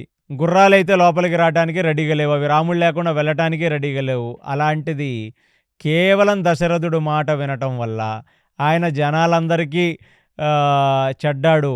అలాగే గుర్రాలకు కూడా చెడ్డాడు. ఎవరు ఆయన మాట వినట్లేదు. ఆయన మళ్ళీ ఇప్పుడు ప్రధానమంత్రి ఆ రాజ్యానికి. ఇదంతా మనసులో పెట్టుకొని తొందరగా స్వామి మీరు పంపించమన్నారు. మీరు చెప్పినట్లుగానే మేము పంపించి వచ్చాం. ఎందుకంటే రాముడు మరీ చెప్పాడు. నువ్వు కాళీరథంతో వెళ్ళాలి. నా తండ్రి గారికి నువ్వు ఏ చేతులతో నేను అప్పగించాడో నువ్వు వెళ్ళి మళ్ళీ ఆ చేతులు చూపించి నాయన మేము వదిలేసి వచ్చాం. మీ కొడుకులు ఆ దండకారణ్యానికి వెళ్ళిపోయారన్న సంగతి చెప్పాలి. చెప్తేనే రాజ్యంలో అటు ఇటు పాకి కైకేయి దగ్గరికి వెళుతుంది. కైకేయి కూడా ప్రశాంతంగా ఊపిరి పీల్చుకుంటుంది. అమ్మయ్య సుమంత్రుడు వెళ్ళి వదిలేశాడు అని. అదే విషయానికి లోపలికి వచ్చాడు. లోపలికి వస్తే దశరథుడు అంతఃపురంలో లేడు. జనాలు చెప్పారు ఇక అంతఃపురానికి వచ్చే 4-5 రోజులైంది నాయన. ఆయన మంచం దిగనే లేదు. భోజనం కూడా మంచం మీదకే పంపిస్తున్నాం మేము. సో అంటే ఎవరు మంచం మీద భోజనం తింటారు? రోగిష్టి వాళ్ళు తింటారు, వృద్ధులు తింటారు, వయోవృద్ధులు. అలాంటిది దశరథుడు వృద్ధాప్యంలోనూ ఉన్నాడు. మానసికంగా సరిగ్గా లేడిగా దశరథుడు. ఆయన కోలుకోవడానికి చాలా కష్టంగా ఉంది. అలాంటిది ఆయన అంతఃపురంలో లేడు. హంసతూలికా పాన్పుల మీదనే ఆయన పడుకొని ఇంకా ఏడుస్తున్నాడన్న సంగతి తెలుసుకొని కొందరి చేత సుమంత్రుడొచ్చాడని చెప్పమంటే ఆయన దగ్గరికి వెళ్ళగలిగిన వాళ్ళు వెళ్ళి దశరథుడికి చెప్పారు సుమంత్రుడొచ్చాడు అని. సుమంత్రుడొచ్చాడంటే ఇంకా దశరథుడికి ఆశ ఏమిటంటే చెప్పటమేదో నేను చెప్పాను కానీ సుమంత్రుడు వెళ్ళి ఖచ్చితంగా కన్విన్స్ చేస్తాడు. రామ ఏదో చెప్పాడు కాబట్టి మనం వెళ్ళాం కానీ అలా దండకారణ్యం చూసేసి ఇలా వెనక్కి తిరిగి వచ్చేస్తాం మనం అని అనుకుంటున్నాడు దశరథుడు. పాపం ఆయన అమాయకత్వం ఆయనది. లేదా లక్ష్మణుడే ఊరుకో మనం ఎక్కడ వెళ్తాం ఈ దండకారణ్యాలకి, అసలు దండకారణ్యంలో 14 సంవత్సరాలు బ్రతకడం ఏమన్నా జోకా అని లక్ష్మణుడు చెప్తే వచ్చేస్తాడేమో. లేదా సీత అక్కడ కూర్చొని ఏడుస్తుందేమో, ఏంటండి ఇది నేను దండకారణ్యాల్లో అవి తిరగలేను అంటే రాముడు సీత ముఖం చూసి వెనక్కి తిరిగి వచ్చేస్తాడేమో అని పరిపరి విధాల భ్రమల్లో ఉన్నాడు దశరథుడు. సుమంత్రుడు వచ్చాడనగానే అర్జెంటుగా సుమంత్రుడిని ఇక్కడికి తీసుకురండి అంటే సుమంత్రుడు వచ్చి నిలబడితే సుమంత్రుడిని అడిగిన మొట్టమొదటి ప్రశ్న రామచంద్రమూర్తి ఎక్కడా అనగానే సుమంత్రుడు ఎటకారంగా చూశాడు దశరథుడి వైపుకి. ఎక్కడా అంటే నేనేం చెప్తాను, నువ్వే కదా తీసుకెళ్ళి వదిలేయమన్నావు, నువ్వు చెప్పినట్లుగానే రాజా తీసుకొని వెళ్ళి వదిలేశాను అన్నాడు. అరే వదిలేశావా అని అప్పుడు గొప్పగూలిపోయాడు దశరథుడు. అంటే అప్పటి వరకు ఒక ఆశ ఉండింది, లేదు రాజా తీసుకొచ్చేశాను అనగానే అమ్మ నా రాముడు ఎక్కడా అని పరిగెత్తుదామని అనుకున్నాడు. ఆ ఎక్స్పెక్టేషన్స్తో ఉన్నాడు. ఒక్కసారిగా ఎక్స్పెక్టేషన్స్ మ్యాచ్ అవ్వలేదు. కుప్పకూలిపోయి అంటే రాముడు వెళ్ళిపోయాడా అని అడుగుతున్నాడు సుమంత్రుడిని.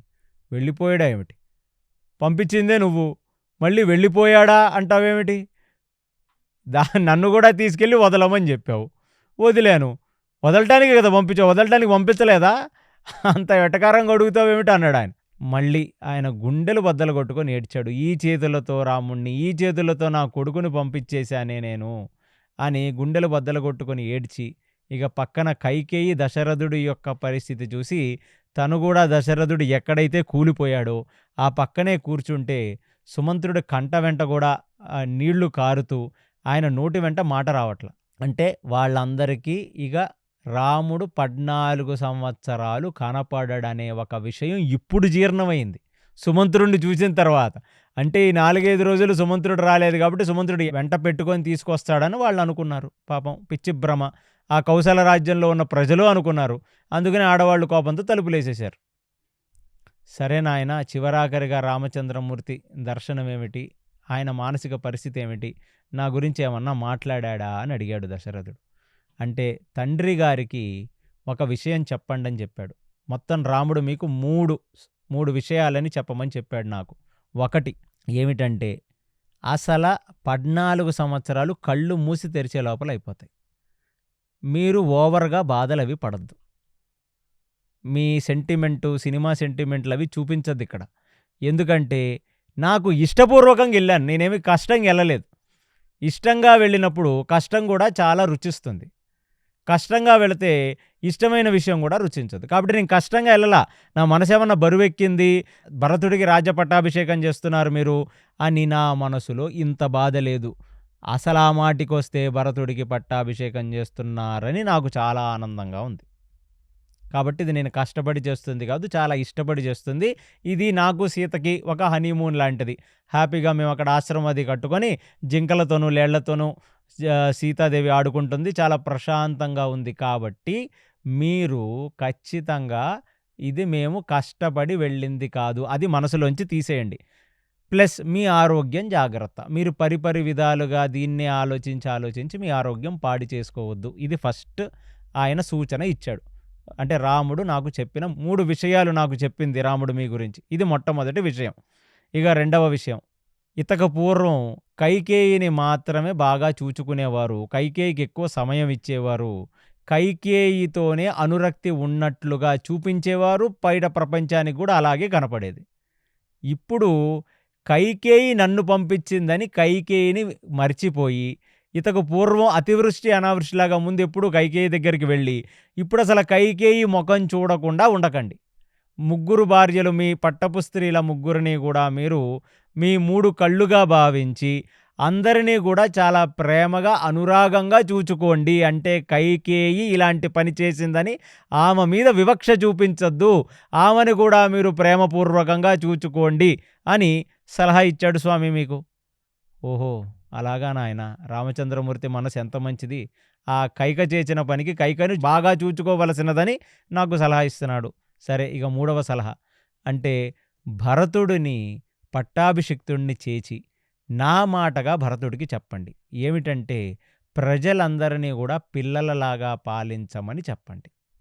ఇదే రామచంద్రమూర్తి నాతో మాట్లాడిన 3 విషయాలు, మీకు నేను చెప్పాల్సిన 3 విషయాలు. ఇంతకు మించి రామచంద్రమూర్తి ఏమీ కోరుకోలేదు. ప్లస్ రామచంద్రమూర్తి చాలా ఆనందంగా వెళ్ళాడు. ఆయన ఏమీ రోధించలేదు, ఆయన ఏమీ బాధపడలేదు. సో రాముడికి కించిత్ దుఃఖం కూడా లేదు. అది రఘువంశంలో పుట్టిన వాళ్లకు కర్మాచరణ అనేది అలా ఉంటుంది. కాబట్టి ఆయనకు బాధ లేదు. పోన్లే నాయన, రాముడంటే ఆ వశిష్ఠుడి ద్వారా, తర్వాత విశ్వామిత్రుడి ద్వారా ఎన్నో రకాల మర్మములు తెలుసుకొని, జీవిత రహస్యములను తెలుసుకొని తీర్చిదిద్దబడ్డవాడు. రాముణ్ణి వదిలేయి, రాముడు సుగుణాభిరాముడు, ఆయన వీర్యవంతుడు. కాబట్టి ఆయనకు బాధలుండవు. పంపించుకున్న నాకు బాధ ఉంటుంది. రెండో సంగతి, నా కోడలు అంటే ఇప్పుడు దశరథుడి పక్కన నుంచి కౌసల్య అడుగుతుంది, నా కోడలు పిల్ల ఎలా ఉంది? రాముడు బాధపడట్లేదు, సలాలిచ్చాడు సరే. అసల జనకుడి యొక్క కూతురు అపురూపంగా పెంచుకున్నాడు, అయోనిజ తీసుకొని వచ్చి మా రాజ్యంలో పెట్టారు. ఎప్పుడు కూడా సరిగ్గా వంట చేసుకోవాల్సిన పరిస్థితి కూడా లేదు. చాలా అపురూపంగా, వయ్యారంగా హంసతూలికా పాన్పుల మీద పడుకోవటమే తెలిసిన నా కోడల పిల్ల ఎలా ఉందో అది చెప్పవయ్యాను అని అడిగింది ఆవిడ. సుమంత్రుడు అసలు సీత ఒక మాట కూడా మాట్లాడలేదండి. ఆ మాటికి వస్తే సీత అయోమయంగా కనపడింది నాకు. ఎక్కడికి వెళుతున్నామో సీతకు తెలీదు, ఎందుకు వెళుతున్నామో తెలుసు. ఎందుకు వెళుతున్నాం? రాముడు వెళ్తున్నాడు కాబట్టి రాముడితో వెళుతున్నాం, అంతే తెలుసు.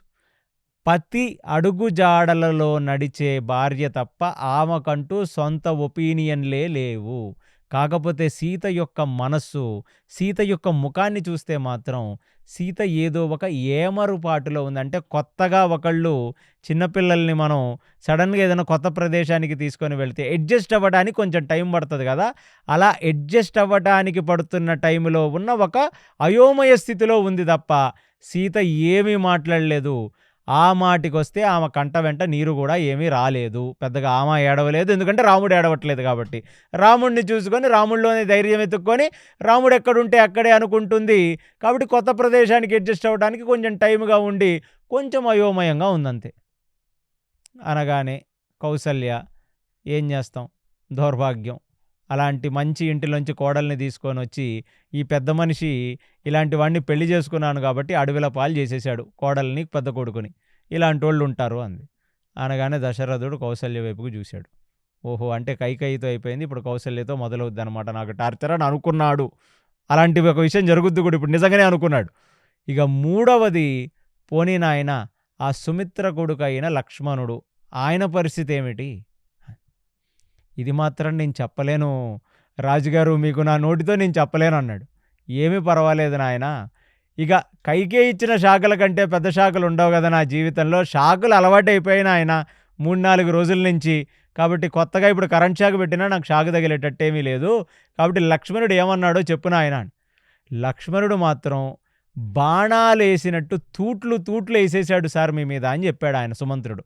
పోన్లే నాయనా చెప్పు, ఆ తూటాల్లాంటి మాటలేమిటో నాకు చెప్పు, నేను వింటానన్నాడు పక్కన కౌసల్య ఎదురు చూస్తుంటే.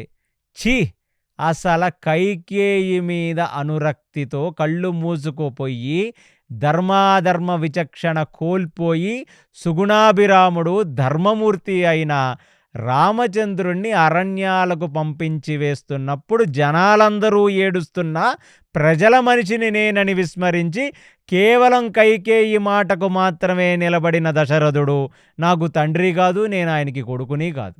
అలాంటి వాడు అసలు రాజుగా ఉండవలసిన అవసరమే లేదు.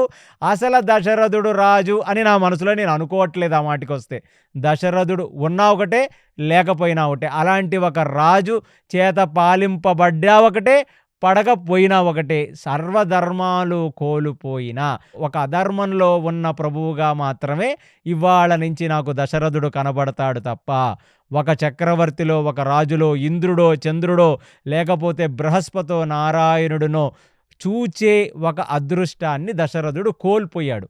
అది రాజుగా కోల్పోయాడు. ఇక తండ్రిగా అంటావా, రాముడు లాంటి వ్యక్తి ఎటువంటి దోషములు భూతద్దంలో ఎతికినా కనపడని లాంటి వ్యక్తిని తన స్వప్రయోజనం కోసం, తనిచ్చిన మాట కోసం బయటికి పంపించగలిగిన కఠినాత్మమైన హృదయం కలిగిన వాడు కాబట్టి అతన్ని నేను తండ్రిగా కూడా భావించట్లేదని చెప్పేశాడని చెప్పాడు. ఇక ఈ మాట ఎప్పుడైతే దశరథుడు విన్నాడో, మామూలుగానే ఏడ్చిన ఏడుపు ఏడవకుండా ఏడుస్తున్నాడు. ఏదో ఒక మూల ఒక చిన్న ఆశ, తిరిగి రాముడు వస్తాడో లేదో అని. అలాంటిది లక్ష్మణుడన్న మాటలకు ఆయన గుండె పగిలి వలవలా దశరథుడు ఏడ్చేశాడు.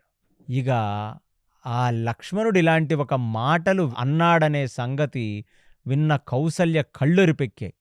ఆమెలో ఎక్కడి లేని బీపీ కట్టలు తెంచుకుంది. అయినా ఒక్క మాట కూడా మాట్లాడకుండా దశరథుడు ఎక్కడైతే కూర్చొని వలవలా ఏడుస్తున్నాడో ఆయన పక్కన ఉన్న ఒక కుర్చీ పక్కకు లాక్కొని దాని మీద చాలా గంభీరంగా దాని మీద కూర్చొని తల కిందకు పెట్టుకొని చూస్తూ ఉండిపోయింది. ఇది గమనించిన సుమంత్రుడు, స్వామి నాకు కూడా చాలా అలుపొచ్చేసింది. ఈ రామచంద్రమూర్తిని తీసుకొని ఆ అరణ్యాల్లో వదిలేస్తుంటే నాకు చాలా దుఃఖం కలిగింది స్వామి. మీరు వీళ్ళేమనుకుంటున్నారు, వాళ్ళేమనుకుంటున్నారని అడిగారు. అసలు నా మనసులో అలాంటి దండకారణ్యం నేను చివరాఖరిగా చూసింది ఆ గుహుడు పక్కన నుంచి ఆ నది దాటి అక్కడ పడవను కట్టి వాళ్ళు ఒకళ్ళ వెనకాల ఒకళ్ళు ఒకళ్ళనొకళ్ళు అనుగమిస్తూ వాళ్ళు దండకారణ్యంలోకి అడుగు పెడుతుంటే చివరాఖరిగా నాకు కనపడింది.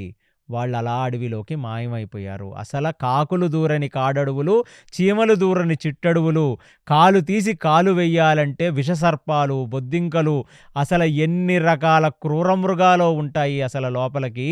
ఎవడన్నా వెళ్ళి ఒక గంట పాటు ఉండగలడా ఆ దండకారణ్యంలో?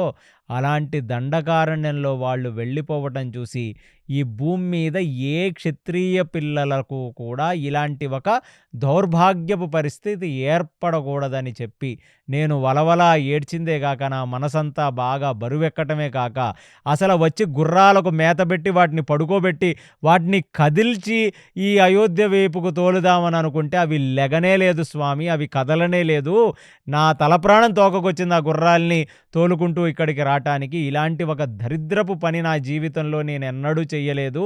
మీరు నా ప్రభువు అవ్వటం వల్ల నాకు దొరికిన ప్రారబ్ధం ఇలాంటి ఒక పని చెయ్యటం, నా కర్మకు నేను ఇలాంటి పని చేశాను అని చెప్పి, ఇక రాజా నాకిక సెలవా అంటే ఇక దశరథుడు ఏమీ మాట్లాడలేక ఆయన కుళ్ళి కుళ్ళి ఏడుస్తుంటే రాజు యొక్క ఆజ్ఞని శిరసావహించిన సుమంత్రుడు ఛీ అని అక్కడి నుంచి వెళ్ళిపోయాడు. ఇక సుమంత్రుడు అక్కడి నుంచి వెళ్ళిపోయాడో లేదు అంటే ఒక్కసారి సుమంత్రుడు ఆ రూములోంచి బయట అడుగు పెట్టాడు. సుమంత్రుడు యొక్క పాదాల అలికిడి అయిపోయిందో లేదో పక్కన ఉన్న కౌసల్య స్టార్ట్ చేసింది. ఏమందంటే, అసలు నీలాంటి వాడికి నేను భార్యగా వచ్చినందుకు ఎంతగానో దుఃఖపడుతున్నాను. అసలు ఎంత కఠినాత్ముడివైతే నువ్వు ఆ కోమలమూర్తినైన రామచంద్రమూర్తిని అప్పుడప్పుడే పెళ్లి చేసుకొని వచ్చి అసలు ప్రపంచమే తెలియని అంత లేతగా ఉన్న ఆ సీతాదేవిని వాళ్ళని అనుగమిస్తూ లక్ష్మణుణ్ణి. ఎక్కడైనా భూప్రపంచంలో తండ్రి తన పిల్లలను ఇన్ని రకాలుగా క్షోభ పెడతాడా? ఎప్పుడో వీళ్ల నోట వాళ్ళ నోట చెప్పుకుంటే వినేదాన్ని. ఏమిటంటే కొన్ని క్రూర మృగాలు సింహం పిల్లని తినేస్తుందట, పులి పిల్లని తినేస్తుందట, కుక్క పిల్లని తినేస్తుందంట. అంటే ఏదో ఒక మానసిక వికలాంగ అంటే అన్ని వేళలు తినేయటం కాదు, అవి కొన్నిసార్లు వాటికి పోస్ట్ పార్టమ్ డిప్రెషన్ అని కొన్ని వస్తాయి. అంటే ఇది అర్థం అవ్వటానికి లేడీస్కి బాగా అర్థమవుతుంది. కాన్పు అయిన తర్వాత కొందరు ఆడవాళ్లలో ఒక రకమైన డిప్రెషన్ వస్తుంది. అలా యానిమల్స్లో పోస్ట్ పార్టమ్ అనేది ఒకటి వచ్చినప్పుడు వాటి మానసిక పరిస్థితి సరిగ్గా లేక వాళ్ళ పిల్లల్ని అవే తినేస్తాయంట. అలా పాము పిల్లల్ని తినేస్తుందట. అలాంటిది నేను జంతువులలో ఇలాంటిది ఉంటుంది, జంతువులలో ఇలాంటిది ఉంటుందంటే వాటికి బుద్ధి ప్రచోదనం లేదు కాబట్టి అవి అలా బిహేవ్ చేస్తాయని నేను విన్నాను. ఇప్పుడు నేను నా కళ్ళారా చూస్తున్నా. ఒక తండ్రి అతని మాట నిలబెట్టుకోవటం కోసం 2 పిల్లలని, ఆ కోడలిని కూడా కఠినాత్ముడై కఠిన హృదయంతో ఇక్కడి నుంచి పంపించేసినవైన నభూతో న భవిష్యత్. ఇలాంటి అదృష్టం వాడికి దొరకకూడదు నాయన. నీకు పిల్లలుగా పుట్టడమే ఒక పెద్ద అదృష్టం నాయన. నీలాంటి మొగుడు దొరకడం నా అదృష్టం. అబ్బబ్బబ్బబ్బా, ఎంత ఖ్యాతి ఎంత కీర్తి గణించావయ్యా దశరథ. నిన్ను పెళ్లి చేసుకున్నందుకు గాను నేను ఎంతగానో గర్విస్తున్నాను. ఇక నాకు పుట్టిన పిల్లల జాతకాలు, నీకు భార్యనైనందుకు గాను నా పిల్లల జాతకాలు అబ్బబ్బబ్బబ్బ నువ్వు ఎంత బాగా తీర్చిదిద్దావో. దశరథుడికి ఉలుకు పలుకు లేదు. అంటే దెప్పటం కూడా అదొక రకమైన దెప్పుడు. అది అంటే దెప్పటంలో ఫస్ట్ ఆర్డర్ దెప్పుడు ఇది. ఆ కౌసల్య వైపుకు చూశాడు. చూసి, కౌసల్య నేను పడుకొని 3-4 రోజులయ్యింది. అర్థమవుతుందా నీకు?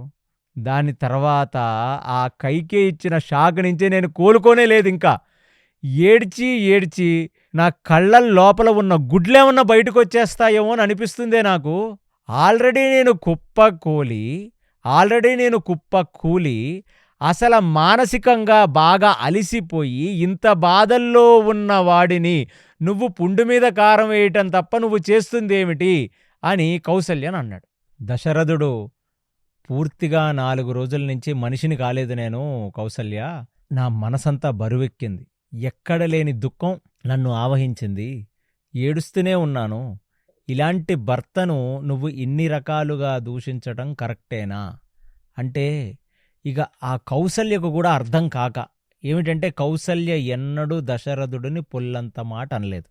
అలాంటిది తన జీవితకాలంలో దశరథుడిని తనేమన్నా దూషించిందంటే ఆ రామచంద్రమూర్తి, సీతాదేవి, లక్ష్మణుడు అరణ్యాలకు వెళ్ళిపోయిన తర్వాత ఆ సందేశాన్ని, ఆ వర్తమానాన్ని తీసుకువచ్చిన సుమంత్రుడు యొక్క వేదనను చూసి, లక్ష్మణుడి యొక్క వేదనను చూచి ఒక మాతృహృదయం అలా స్పందిస్తుందని మీరు అర్థం చేసుకోవాలి. అలాంటిది ఇక నువ్వు ఎంత రోధిస్తే మాత్రం ఏం ప్రయోజనం నాయనా?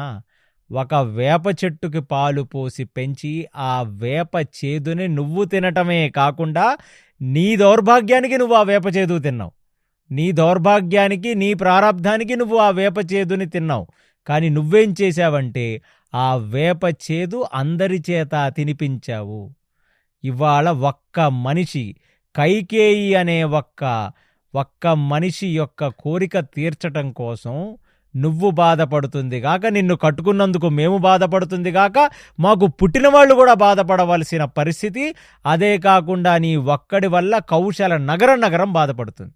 ఇది ఎక్కడి ధర్మం అని తన యొక్క మాతృ అక్కసాన్ని కక్కి అసల రాముడు సీత పాపం అలాగా దిగాలుగా అయోమయంగా వెళ్ళింది, లక్ష్మణుడు ఇలా మాట్లాడాడన్న సంగతి తెలుసుకొని తట్టుకోలేక ఆ స్త్రీమూర్తి ఇలా తన యొక్క బాధను దశరథుడి మీద కక్కేస్తే దశరథుడు ఆయన కింద అలా కుర్చీలో కూర్చున్నవాడు ఆ కౌసల్య దగ్గరికి వెళదామని లేచి ఆయన కౌసల్య కాళ్ళ దగ్గర కుప్పకూలాడట.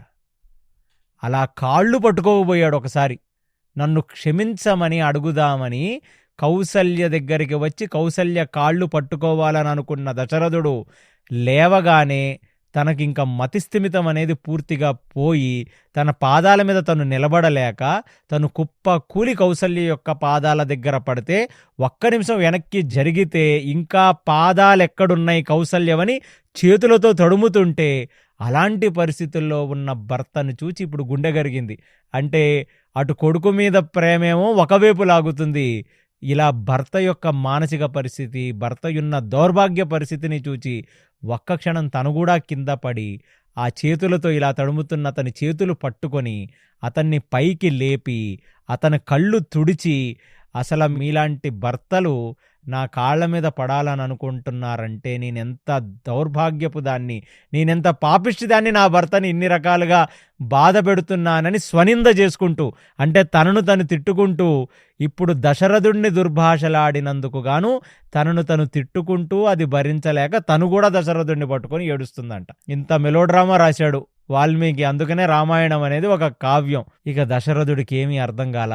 తనకు అర్థమవుతుంది తన భార్య ఎన్నడూ ఒక మాట మాట్లాడలా. ప్రతిరోజు తను కైకేయి యొక్క అంతఃపురానికి వెళుతుంటే ఏ రోజు దశరథుడు ముందు నిలబడి, దశరథ నువ్వు ఇంతమందిని పెళ్లి చేసుకున్నప్పుడు అందరినీ ఒకే దృష్టితో చూడాలనే ఒక ధర్మం నీకు తెలియదా అని కూడా తన కోసం తను ఏమీ అడగని కౌసల్య ఇవాళ రామచంద్రమూర్తి కోసం, సీతామాత కోసం, లక్ష్మణుడి కోసం ఇన్ని రకాలుగా పరితపిస్తుందని ఆ మాతృహృదయాన్ని అర్థం చేసుకున్న దశరథుడు ఇప్పుడు కౌసల్య యొక్క చేతులు పట్టుకొని తన యొక్క మస్తకం మీద పెట్టి, నుదిటి మీద పెట్టి తను ఏడుస్తూ, నన్ను చివరాగరిగా నిన్ను కోరుతుంది ఒకటే, నీ వల్లైతే నన్ను క్షమించవలసినది అని కోరతే అప్పుడు కౌసల్య, ఒక పుణ్య స్త్రీ ఎప్పుడూ కూడా తన భర్త చేత క్షమింపబడాలే కానీ భర్తను క్షమించకూడదు. అసలు మీరు ఆ మాట అడగనూకూడదు, నేను దానికి బదులు ఇవ్వనూకూడదు.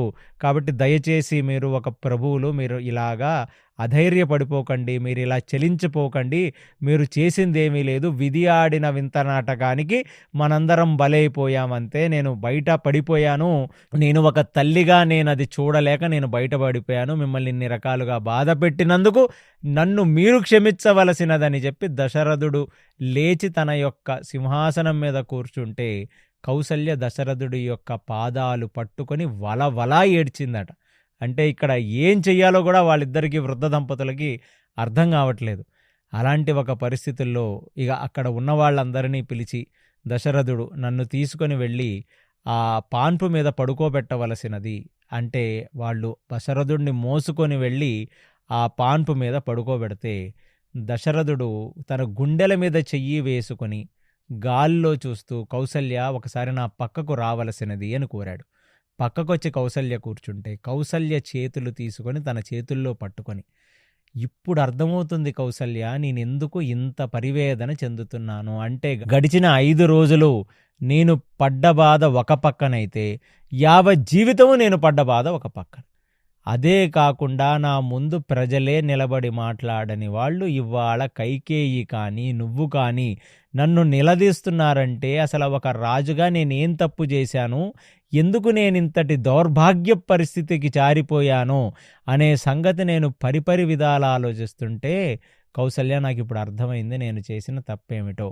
కాబట్టి ఇప్పుడు నీకు అది నేను చెప్తాను, నా దగ్గరికి నువ్వు రామని చెప్పి ఆ ఏడుస్తున్న దశరథుడు, ఆ పాన్పు మీద పడుకున్న దశరథుడు కౌసల్య యొక్క అరిచేతులను తన అరిచేతులతో గట్టిగా పట్టుకొని ఇప్పుడు ఒక కథ చెప్తున్నాడు.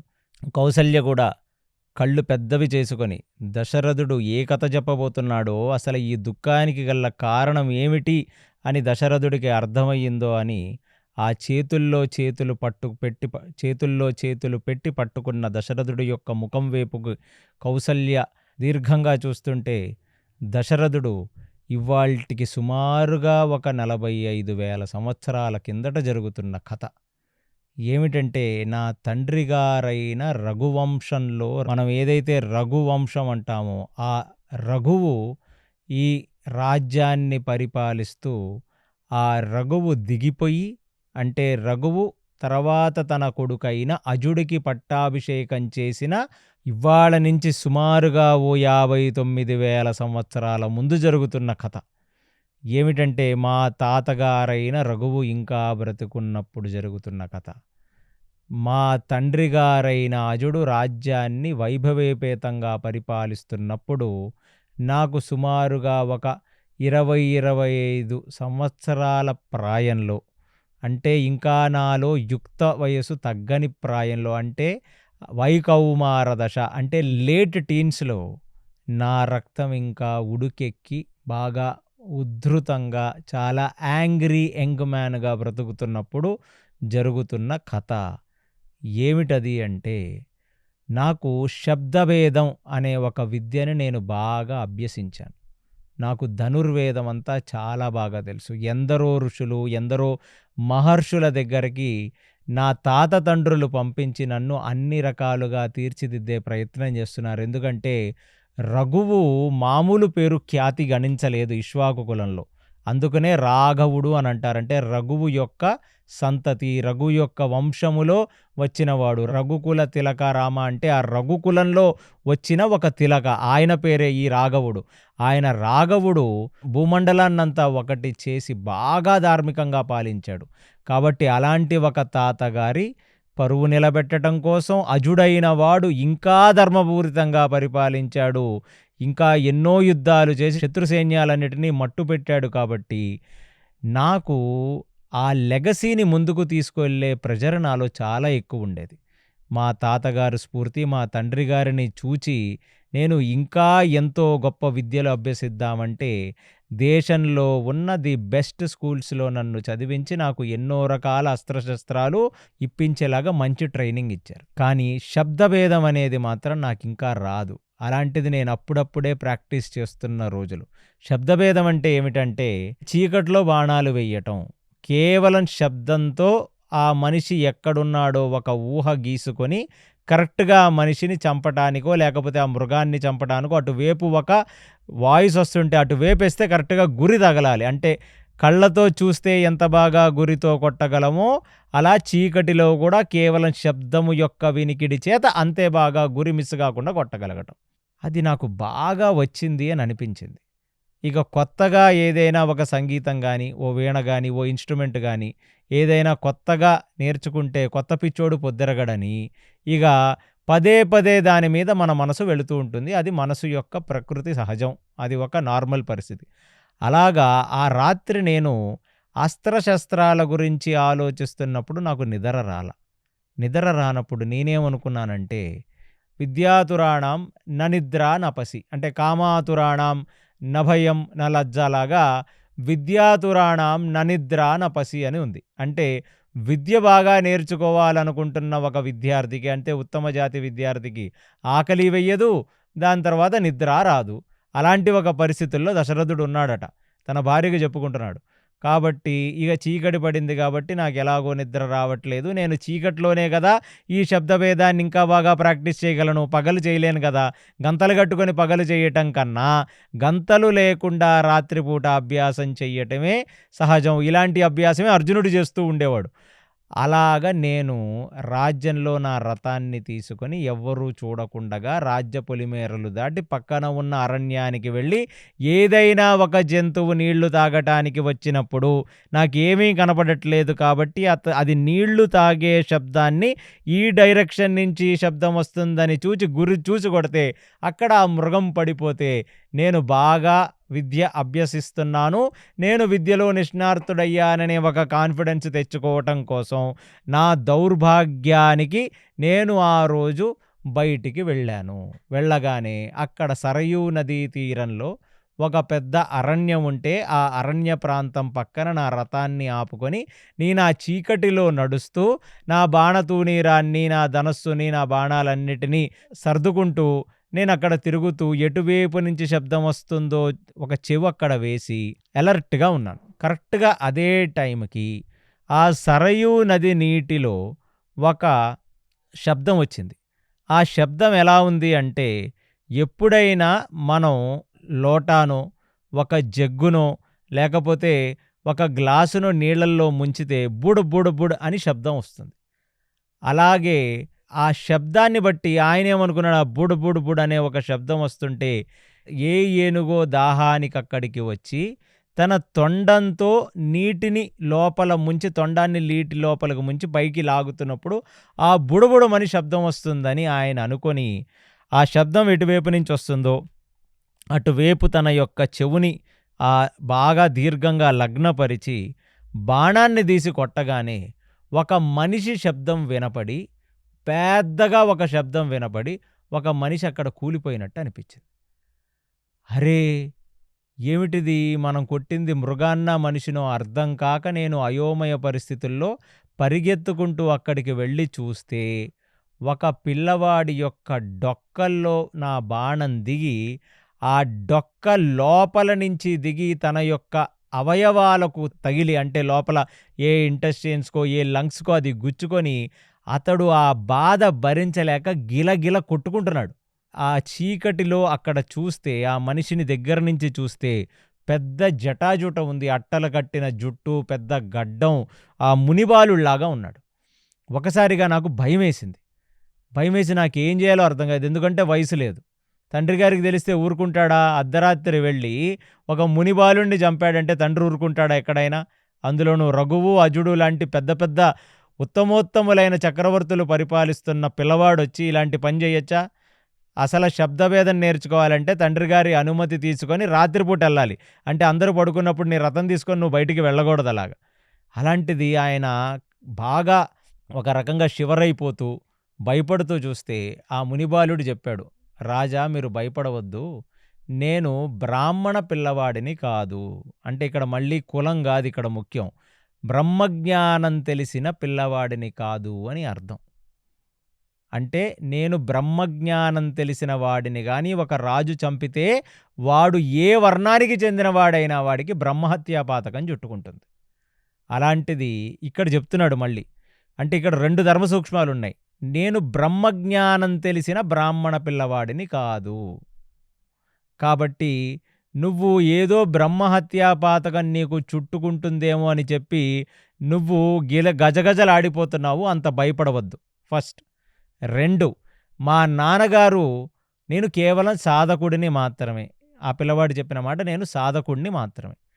అందుకనే నేను ఋషిముని వేషాలలో ఇక్కడ సాధన చేస్తున్నాను. పక్కనే ఒక ఆశ్రమవాసం చేస్తూ ఉంటాం. ఒక ఆశ్రమంలో మేమందరం ఉంటుంటాం. నా తండ్రి గారు ఒక వైశ్యుడు. నా తల్లి ఒక శూద్రురాలు. వైశ్యుడికి శూద్రుడికి పుట్టిన సంతతిని నేనింకా సాధన మొదలుపెట్టాను తప్ప బ్రహ్మజ్ఞాన స్థితికి నేను చేరుకోలేదు. ఇంత ఎందుకు చెప్పావు నాయనా మరి కులాలు లేకపోతే ఇంత కులవర్ణన ఎందుకు చేసావంటే ఇప్పుడు చెప్తాను దీని వెనకాల ఏం తత్వం ఉంది అని. ఎప్పుడైనా ఒక రాజు యోగిని గాని, మునిని గాని, తపస్విని గాని, అది ఏ వర్ణానికి చెందిన వాడినైనా వాడు బ్రహ్మజ్ఞానము తెలిసి బ్రహ్మముని దర్శించగలిగే ఒక స్థితిలో ఉన్న వాడిని మాత్రం చంపితే వాడి చేతికి బ్రహ్మహత్యా పాతకం చుట్టుకొని వాడి జీవితం అస్తవ్యస్తమైపోతుంది. అలా బ్రహ్మహత్యా పాతకం చుట్టినవాడు ఇంక మళ్ళీ రాజ్యం గాని, వాడు చక్రవర్తి గాని, వాడొక సింహాసనాన్ని గాని అధిష్ఠించకూడదు. ఇక వాడు అరణ్యాలకు వెళ్ళిపోయి ప్రాయశ్చిత్తం చేస్తూ మిగతా జీవితం అంతా వాడు చేసిన పాపాన్ని కడుక్కుంటూ తపోసాధన చేసుకుంటూ అక్కడే ఉండిపోవాలి. అది ఫస్ట్ రూల్ ధర్మశాస్త్రాల ప్రకారం. అందుకు కంఫర్ట్ ఇస్తున్నాడు. నేను బ్రహ్మజ్ఞానం తెలిసిన వాడిని కాదు కాబట్టి నీకు బ్రహ్మహత్యా దోషం చుట్టుకోవట్లేదు. అంతేగాని బ్రాహ్మణ పిల్లవాడిని చంపితే బ్రహ్మహత్యా దోషం చుట్టుకుంటుందని కాదు ఇక్కడ విషయం.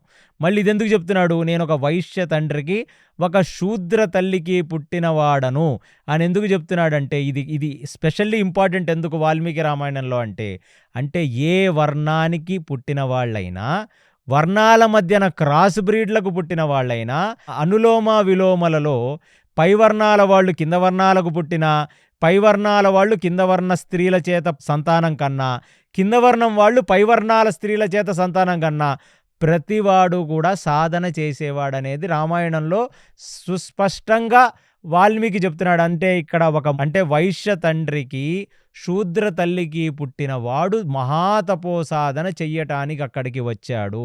కానీ సాధనలో ఇంకా పరిపక్వం చెందలేదు. అందుకనే రామాయణాన్ని వాడుకొని శూద్రులు తపస్సు చేసుకుంటే రాముడు చంపేశాడని, శూద్రుల్ని తపస్సు చేసుకోనివ్వలేదని ఇలాంటి పనికిమాలిన ప్రచారాలు చేస్తున్నారు.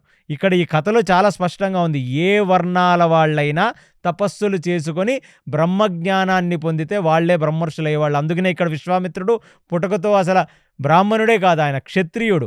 అందుకనే క్షత్రియ రాజులు కూడా వెళ్ళి వానప్రస్థాశ్రమం తీసుకొని వాళ్ళందరూ రాజర్షులయ్యేవాళ్ళు. అలాగే ఎందరో శూద్రులు తపస్సులు చేసుకొని వాళ్ళు బ్రహ్మజ్ఞానం పొందేవాళ్ళు.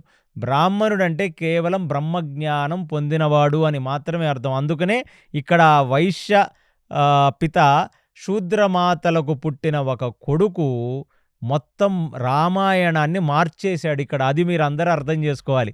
అంత పెక్యులియారిటీ ఉంది ఇక్కడ ఈ క్యారెక్టర్కి.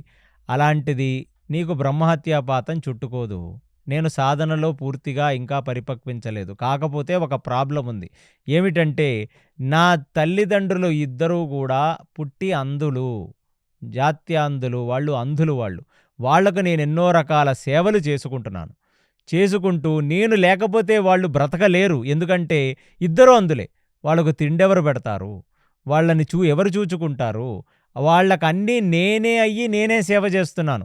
ప్లస్ నేను ఋషిమునిల్లాగా ఉండి ఏం చేస్తున్నాను, నా తపోసాధన చేస్తూ నా మాతృమూర్తికి నా పితృమూర్తికి శరీరాలు ఇచ్చిన వాళ్లకు సేవ చేసుకుంటూ పక్కనే వాళ్ళని చూచుకుంటూ వాళ్ళు పరమపదించిన తర్వాత, అంటే వాళ్ళు శరీరాలు వదిలిన తర్వాత నేను పూర్తి సన్యాసత్వంలోకి వెళ్ళిపోదామని అనుకుంటున్న పరిస్థితి ఈ పిల్లవాడిది. అలాంటిది ఇది ఒక పెద్ద సమస్య వచ్చి పడింది. అంటే నా తల్లి తండ్రి జీవితం నా జీవితం మీద ఆధారపడున్నాయి. ఇవాళ మరి వాళ్ళని నేను లేకపోతే ఎవరు చూచుకుంటారు? కాబట్టి రాజా, నాకొక పని చెయ్యి. నేను ఈ బాధ తట్టుకోలేకపోతున్నాను. నువ్వు వేసిన బాణం నా డొక్కలో దిగి నా గుండెల్లోకి గుచ్చుకుంటుంది. నా మొత్తం లంగ్స్ అంతా డ్యామేజ్ అయిపోయాయి.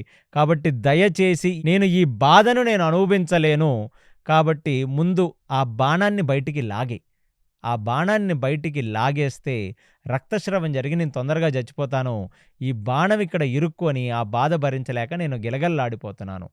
అంటే దశరథుడు ఇంకా ఏమీ చెయ్యలేక ఆ బాణాన్ని బయటికి లాగి ఇతని చస్తే తప్ప ఇతనికి ఉపశమనం కలగదని చెప్పి ఆ దేవుణ్ణి ప్రార్థించి బాణాన్ని బయటికి లాగగానే ఒక్కసారిగా బయటికి దశరథుడు అది లాగితే దశరథుడు ముఖం మీద రక్తం పడిందంట.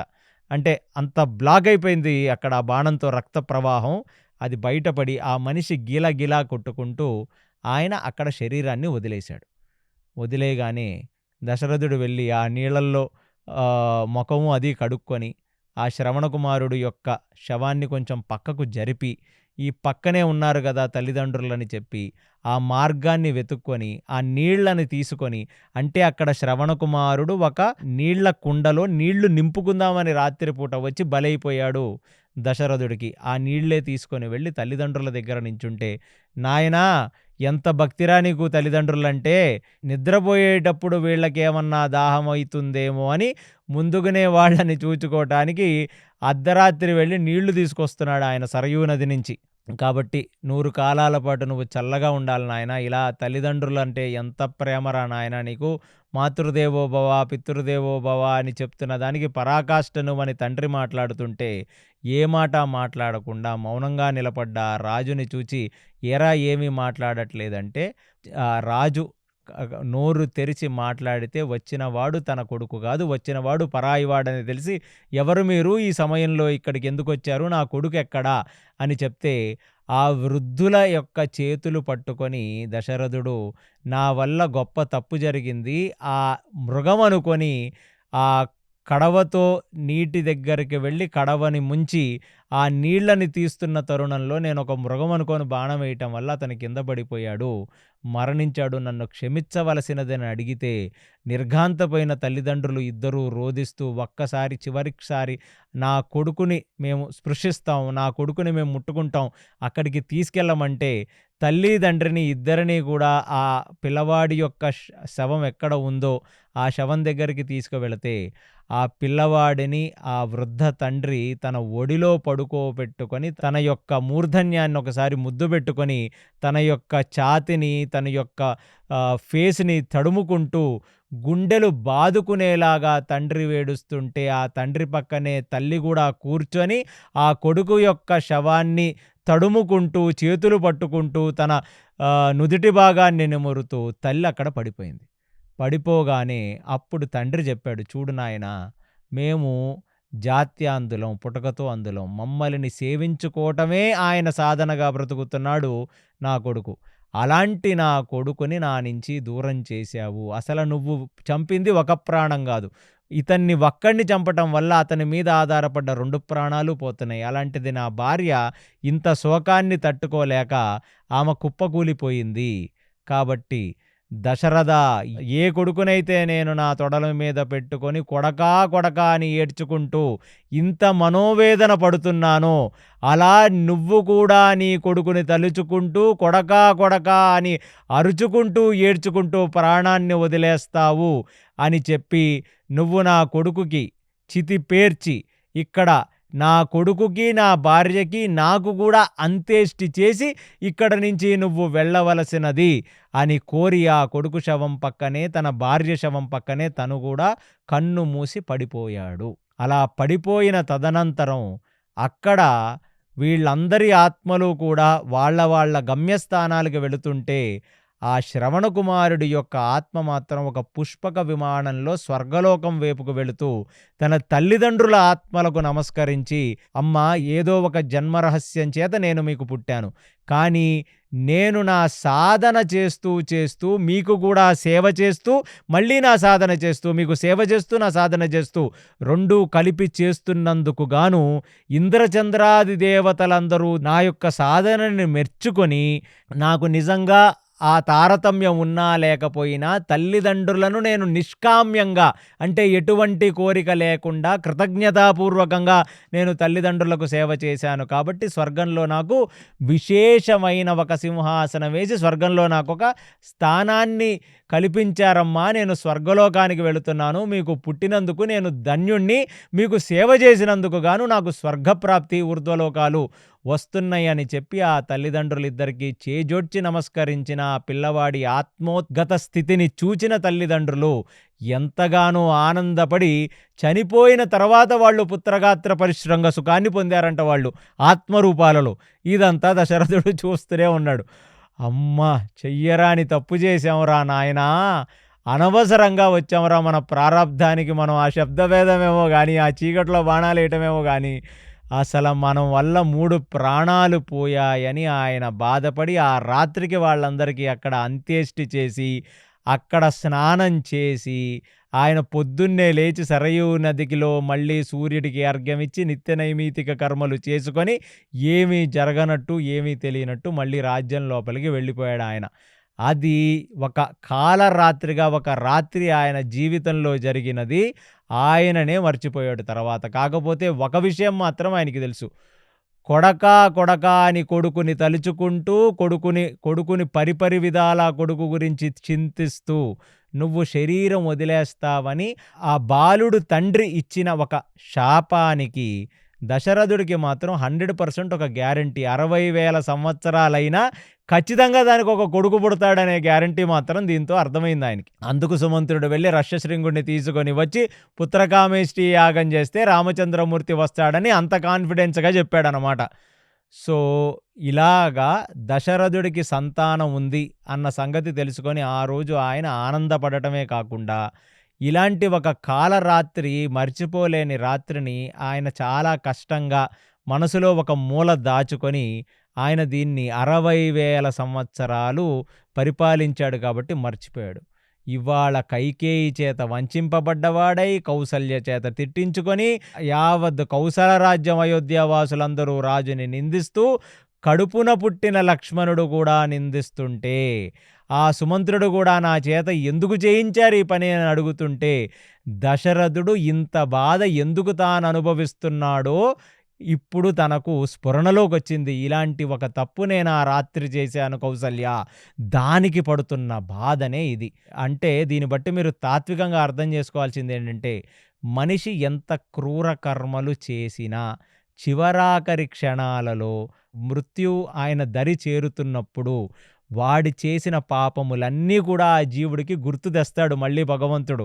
ఎందుకంటే ఆ జీవిత కాలంలో అతను ఎన్ని చెయ్యరాని పనులు చేశాడో ఆ పనులకు గాను ఇక్కడ ఎంత బాధపడుతున్నాడో చివరాఖరి క్షణాల్లో, తదనంతరం ఇంకా ఎంత బాధపడపోతున్నాడో అనే సంగతి. అందుకనే మన వర్ణాశ్రమ ధర్మంలో, సనాతన ధర్మంలో ప్రత్యేకించి జడ్జి ఉండడు. మీ అంతరాత్మే జడ్జ్. మీరు పడుతున్న ఈ కష్టం ఏదైతే, మనం అందరం కష్టం వచ్చినప్పుడు అయ్యో నా కర్మ, అయ్యో నా ప్రారాబ్ధమని తల మీద చెయ్యి పెట్టుకుంటాం. ఒక సాధకుడికి అర్థమవుతుంది వాడు దేనివల్ల ఈ కష్టం అనుభవిస్తున్నాడో.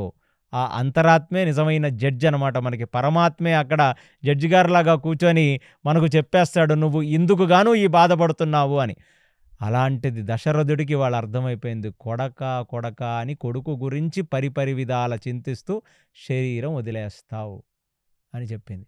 అది కౌసల్యకు చెప్పి, కౌసల్య కూడా చాలా దీర్ఘంగా ఆయన ముఖం చూస్తుంటే, దీన్ని బట్టి నాకు ఒకటి అర్థమైంది ఏమిటంటే, నేను ఇంకెక్కువ కాలం బ్రతకను. నా కొడుకు గురించి గడిచిన 4-5 రోజులుగా నేను బాధపడుతూనే ఉన్నా. ప్లస్ ఎక్కడ లేని నింద నాకు కలుగుతూనే ఉంది. ఆ రోజు నేను చంపిన ఒక తపస్విని, ఒక తల్లిదండ్రులను నిత్యం సేవించుకుంటూ బ్రహ్మతత్వమును తెలుసుకోవాలననుకుంటున్న ఒక తపోసాధకుణ్ణి నేను చంపాను. వాడు ఏ వర్ణానికి చెందినవాడైనా వాడి శాపం నాకు తగిలి ఇవాళ నేను ఇన్ని బాధలు పడుతున్నాను. కాబట్టి నా మరణం నాకు ఆసన్నమైందంటే కౌసల్య కూడా, ఏమీ పర్వాలేదు స్వామి, జరిగిపోయిన విషయాల గురించి మీరు ఎక్కువ చింతించకండి, ఎక్కువగా పరిపరి విధాల ఆలోచించకండి. అంటే కష్టకాలం వచ్చినప్పుడు మనిషి యొక్క మానసిక పరిస్థితి సరిగ్గా ఉండదు. ఎప్పుడెప్పుడు విషయాలు తవ్వుకుంటున్నాడని అనుకొని కౌసల్య ఆయన యొక్క నుదుటిని నిమురుతూ, ఆయనకి కావలసిన ఆ పాదసేవలు, ఆ పాదాలను నిమురుతూ, ఆయన యొక్క కాళ్లను ఒత్తుతూ, ఆయన చేతులు ఒద్దుతూ ఆయన నిద్రలోకి జారుకునేటట్టుగా ఆయనని చేసింది కౌసల్య. చేసిన తర్వాత ఆమె కూడా వచ్చింది, పక్కనే ఉన్న హంసతూలికా పాన్పు మీద పడుకుంది. ఒక మధ్యలో అర్ధరాత్రి మధ్యలో లేచాడు దశరథుడు. అంటే కళ్ళు తెరిచాడు. కళ్ళు తెరవగానే, హా రామ, హా లక్ష్మణ, హా సీత, అసలు ఎలా ఉన్నావు రామ, నాకింకా నువ్వు నా కళ్ళ ముందు మెదులుతూనే ఉన్నావు. బుడి బుడి అడుగులు వేస్తూ నా తొడల మీద కూర్చుంటున్న రామచంద్రుడు నాకు గుర్తొస్తున్నాడు. రాముడి యొక్క కేశాలు చూడండి ఎంత బాగున్నాయో, రాముడి యొక్క నుదిటి భాగం చూడండి ఎంత బాగుందో. ఆ కస్తూరి తిలకం దిద్దిన నా రాముడు బుడిబుడి అడుగులు వేస్తూ చిన్న ధనస్సుని అతని చేతిలో పెట్టుకొని, చిన్న చిన్న బాణాలను అతని చేతిలో పెట్టుకొని, ఆ వశిష్ఠుడు ఓనమాలు దిద్దుతుంటే వశిష్ఠుడు పక్కన కూర్చున్న రామచంద్రుడు గుర్తొస్తున్నాడు. ఆ రాముణ్ణి చూడండి, విశ్వామిత్రుడు తీసుకువెళ్ళిపోతున్నప్పుడు కేవలం తల కిందకు దించుకొని నాకు నమస్కరించి ఒక్క మాట మాట్లాడకుండా ఆ విశ్వామిత్రుణ్ణి అనుగమిస్తూ వెళ్ళిపోతున్నాడు. ఆ రామచంద్రుడు నాకు గుర్తొస్తున్నాడు. హే రామా, నువ్వు 14 సంవత్సరాల తర్వాత ఇక తిరిగి వచ్చినప్పుడు చూడటానికి నీ తండ్రిని నేను లేను. నన్ను క్షమించవలసినది రామా. నేను చెయ్యరాని తప్పు చేశాను. నేను చేసిన తప్పులకు నా చివరాఖరి క్షణాలలో నేను కృంగి కృంగి కృషించి కృషించి ఎక్కడ లేని బాధపడుతున్నాను. నా గుండెంతా బరువెక్కింది. రామా, నన్ను క్షమించు, రామా రామా రామా రామా అని ఆయన నిద్రలో కలవరిస్తూ కలవరిస్తూ, ఆయన నిద్రలో కలవరిస్తున్నాడేమో అని అనుకున్నారు తప్ప పక్కనున్న వాళ్ళు, ఆయన రామనామ స్మరణతో శరీరం వదిలేశాడన్న సంగతి వాళ్ళకప్పుడు అర్థం కాల. అలాంటిది ఆయన ఇలాంటి మాటలు మాట్లాడుతూ ఒక్కసారిగా శరీరాన్ని ఆత్మ వదిలేసి ఆత్మ వెళ్ళవలసిన చోటకు వెళ్ళిపోయింది.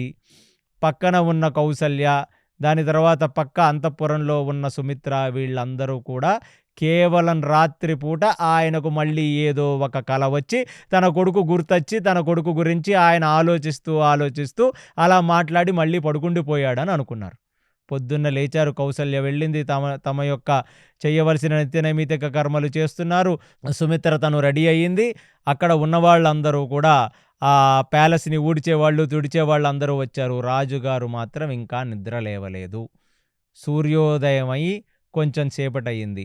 సో ఇప్పుడు రాత్రి చాలాసేపు ఏడ్చి ఏడ్చి అలిసిపోయి రాజుగారు పడుకున్నారేమో, కాబట్టి రాజుగారిని డిస్టర్బ్ చేయొద్దని వదిలేశారు. 7 అయింది, 7:30 అయింది, 8 అయింది, 8:30 అయింది, 9 దాట వస్తున్నా రాజు ఇంకా నిద్ర లేకపోతే ఒక్కసారిగా కౌసల్య, సుమిత్ర ఇద్దరూ కూడా ఏమిటి దశరథుడు ఇంకా లెగట్లేదు అని భయపడుతూ వెళ్ళి దశరథుడిని ముట్టుకోగానే పూర్తిగా చల్లారిపోయిన ఇంకెక్కడ దశరథుడు శవమై సుమారుగా 7-8 గంటలు అయిపోయింది ఆయన శరీరాన్ని వదిలేసి.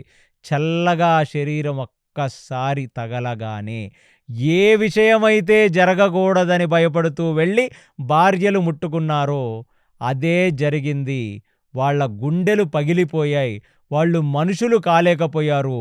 కాళ్ళ దగ్గర సుమిత్ర, గుండెల దగ్గర కౌసల్య కూర్చొని ఏడుస్తూ వాళ్ళ కేశములన్నీ ఊడిపోయి, అసలు కౌసల్యకైతే ఇంకా బాధ. ఎందుకంటే చనిపోయే ముందు తన కొడుకుని పంపించేశాడని దుర్భాషలాడటమే కాకుండా అసలు చెయ్యరాని ఒక పని చేశాడని చెప్పి ఆయన మనసు నొచ్చుకునేటట్టు మాటలు మాట్లాడితే ఆయన మనసు నొచ్చుకొని చివరాఖరికి నా చివరి క్షణాలలో నేనెందుకు ఇలా పరితపిస్తున్నాను అని చెప్పి తను ఆ కథ చెప్పుకున్నాడు, ఆ మునిబాలుడిని చంపిన కథ.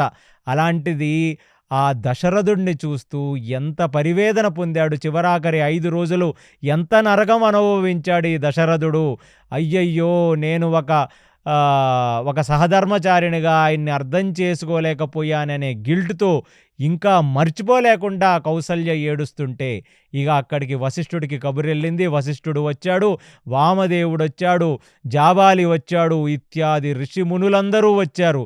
అందరూ చూస్తుండగా వాళ్ళందరికీ ఎంత బాధాకరమైన సన్నివేశం అంటే 60,000 సంవత్సరాలు ఆ రఘుకులాన్ని, ఆ అజుడు ఏలిన రాజ్యాన్ని ధర్మంగా ఏలిన రాజు సాక్షాత్తు ఇంద్రుడే వచ్చి నువ్వు నాకు యుద్ధం చేసి పెట్టమంటే యుద్ధం చేసి పెట్టిన వ్యక్తి. అలాంటి వ్యక్తి ఒక ఆడదాని మాట విని 5 రోజుల పాటు నరకయాతన అనుభవించి అతని వాళ్ళెవరూ పక్కన లేకుండా అసలు నలుగురు కొడుకులు రాజ్యంలో లేనప్పుడు శరీరాన్ని వదిలేసే ఒక దౌర్భాగ్య పరిస్థితి కలిగింది. తలపట్టుకున్నాడు వశిష్ఠుడు. ఎలాంటి పరిస్థితి వచ్చిందిరా ఈ ఇక్ష్వాకులానికి, అయ్యయ్యో అని చెప్పి ఆయన నిర్ఘాంతపోయి అక్కడ కూర్చుంటే అసలు తండ్రికి తలకొరివి పెట్టడానికి ఒక్క కొడుకు కూడా రాజ్యంలో లేడు. ఇక ఇమీడియట్లీ ఆయన కళ్ళు తుడుచుకొని వశిష్ఠుడు లేచి శవాన్ని భద్రపరచడానికి ఆవు యొక్క నెయ్యి, కొన్ని తైలాలు తీసుకురమ్మంటే వాళ్ళు పూర్వం ఈజిప్టులో మమ్మిఫికేషన్ చేసినట్లుగా ఒక పెద్ద తొట్టెలో ఆవు యొక్క నేతిని పోసి దాంట్లో చాలా ద్రవ్యాలు కలిపిన కొన్ని నూనెలను అందులో పోసి ఆ శరీరాన్ని అందులో భద్రపరచడానికి దశరథుడి యొక్క శరీరాన్ని ఆ నేతి కుండలలో, నేతి తొట్టెలో, నూనె తొట్టెలో వాళ్ళు పెట్టారు. అంతే. ఆ లోపల పెడుతున్నప్పుడు చివరాఖరి క్షణాలు చూడటానికి వచ్చింది కైకేయి. చూచిన తర్వాత ఎక్కడ లేని బాధ కైకేయికి కలుగుతున్నా తను అందరి ముందు మాత్రం ఏడవలేక ముఖమంతా చాలా గంభీరంగా పెట్టుకొని చివరాఖరిసారిగా దశరథుడిని అలా చూచి 1 నిమిషం అక్కడ ఉన్న వశిష్ఠుడిని, వామదేవాది వాళ్ళనందరినీ చూచి అక్కడి నుంచి తన యొక్క అంతఃపురానికి వెళ్ళిపోయింది. ఏ తొట్టెలో అయితే దశరథుడిని భద్రపరిచారో ఆ తొట్టె పక్కనే ఆ కౌసల్య, సుమిత్రలిద్దరూ కూర్చున్నారు. కౌసల్య మాటి మాటికి నా భర్తని ఎప్పుడైతే మీరు చితి మీద పేరుస్తారో నన్ను కూడా ఆ చితి మీదనే కూర్చోబెట్టవలసినది. నేను సతీ సహగమనం చేసి నా భర్త ఏ లోకాలకి వెళతాడో నేను కూడా ఆ లోకాలకే వెళ్ళి నా భర్తను సేవించుకుంటాను అని కౌసల్య అడిగినట్లుగా వాల్మీకి రామాయణం చెప్తుంది. దాని తర్వాత అక్కడున్న వశిష్ఠ, వామదేవాదులందరూ కూడా ఒకచోట సమావేశమై తక్షణం ఇక్కడ నుంచి మీరందరూ వెళ్ళి ముందు భరతుణ్ణి రాజ్యానికి తీసుకురావలసినది. ఎందుకంటే రాముడిని వెతుక్కుంటూ దండకారణ్యాలకు వెళ్ళటం అనేది కష్టం. ఇప్పటికిప్పుడు రాముడిని తేలాం. నాకు తెలిసినంత వరకు ఒకవేళ రాముడి జాడ దండకారణ్యాల్లో మనం తెలుసుకున్నా ఆయన బహుశా తిరిగి వచ్చి అంత్యేష్టి సంస్కారాలకు వస్తాడో లేదో తెలియదు. ఎందుకంటే తండ్రి యొక్క మాటను నిలబెట్టడానికి ఆయన దండకారణ్యాలకు వెళ్ళిపోయాడు. కాబట్టి తక్షణం ఆగమేఘాల మీద వెళ్ళి భరతుణ్ణి తీసుకురావలసినది అని అక్కడ ఉన్న కొందరు ప్రధాన సేనాధిపతులకు చెప్తే ఆ ప్రధాన సేనాధిపతులందరూ కైకేయ రాజ్యానికి షార్ట్ కట్లో, అంటే ఇప్పుడు మెయిన్ రోడ్డులో పోతే వాళ్ళు ఈ కైకేయ రాజ్యానికి తొందరగా చేరుకోలేరు. షార్ట్ కట్లలో అంటే నదులు, వాగులు, కోనలు, కోనేర్లు, కొండగుట్టలు ఇవన్నీ కూడా అంటే సైడ్ ట్రాక్, సైడ్ రూట్లో వాళ్ళు కైకేయ రాజ్యానికి చేరుకున్నారు అనే చోట ఇవాళ ఈ ప్రసంగాన్ని ముగిస్తూ తరువాయి భాగంలో దశరథుడు యొక్క అంత్యేష్టి ఎలా జరిగింది, భరతుడు వచ్చిన తర్వాత ఇంకా ఏమే విషయాలు జరిగాయో తర్వాత ఎపిసోడ్లో తెలుసుకుందాం. శ్రీరామ రామ రామేతి రమే రామే మనోరమే సహస్రనామ తత్తుల్యం రామనామ వరాననే. సర్వం శ్రీకృష్ణార్పణమస్తు. హరి ఓం. విన్నారు కదండి, సుమంత్రుడు రామచంద్రుల వారిని విడిచిపెట్టి అయోధ్య నగరానికి రావడం, అక్కడ కౌసల్యామాత దశరథ మహారాజుని అనేక రకాలుగా నిందించడం, అది తట్టుకోలేకుండా దశరథ మహారాజు శ్రవణకుమారుడి కథ చెప్పడం, ఎంతో హృదయ విదారకంగా దశరథుని మరణం. ఇప్పుడు భరతుల వారు వచ్చిన తర్వాత ఏం జరుగుతుందో మనం తర్వాయి భాగంలో తెలుసుకుందాం. అంతవరకు చూస్తూనే ఉండండి కేసీ టాక్స్ తెలుగు. హరే కృష్ణ.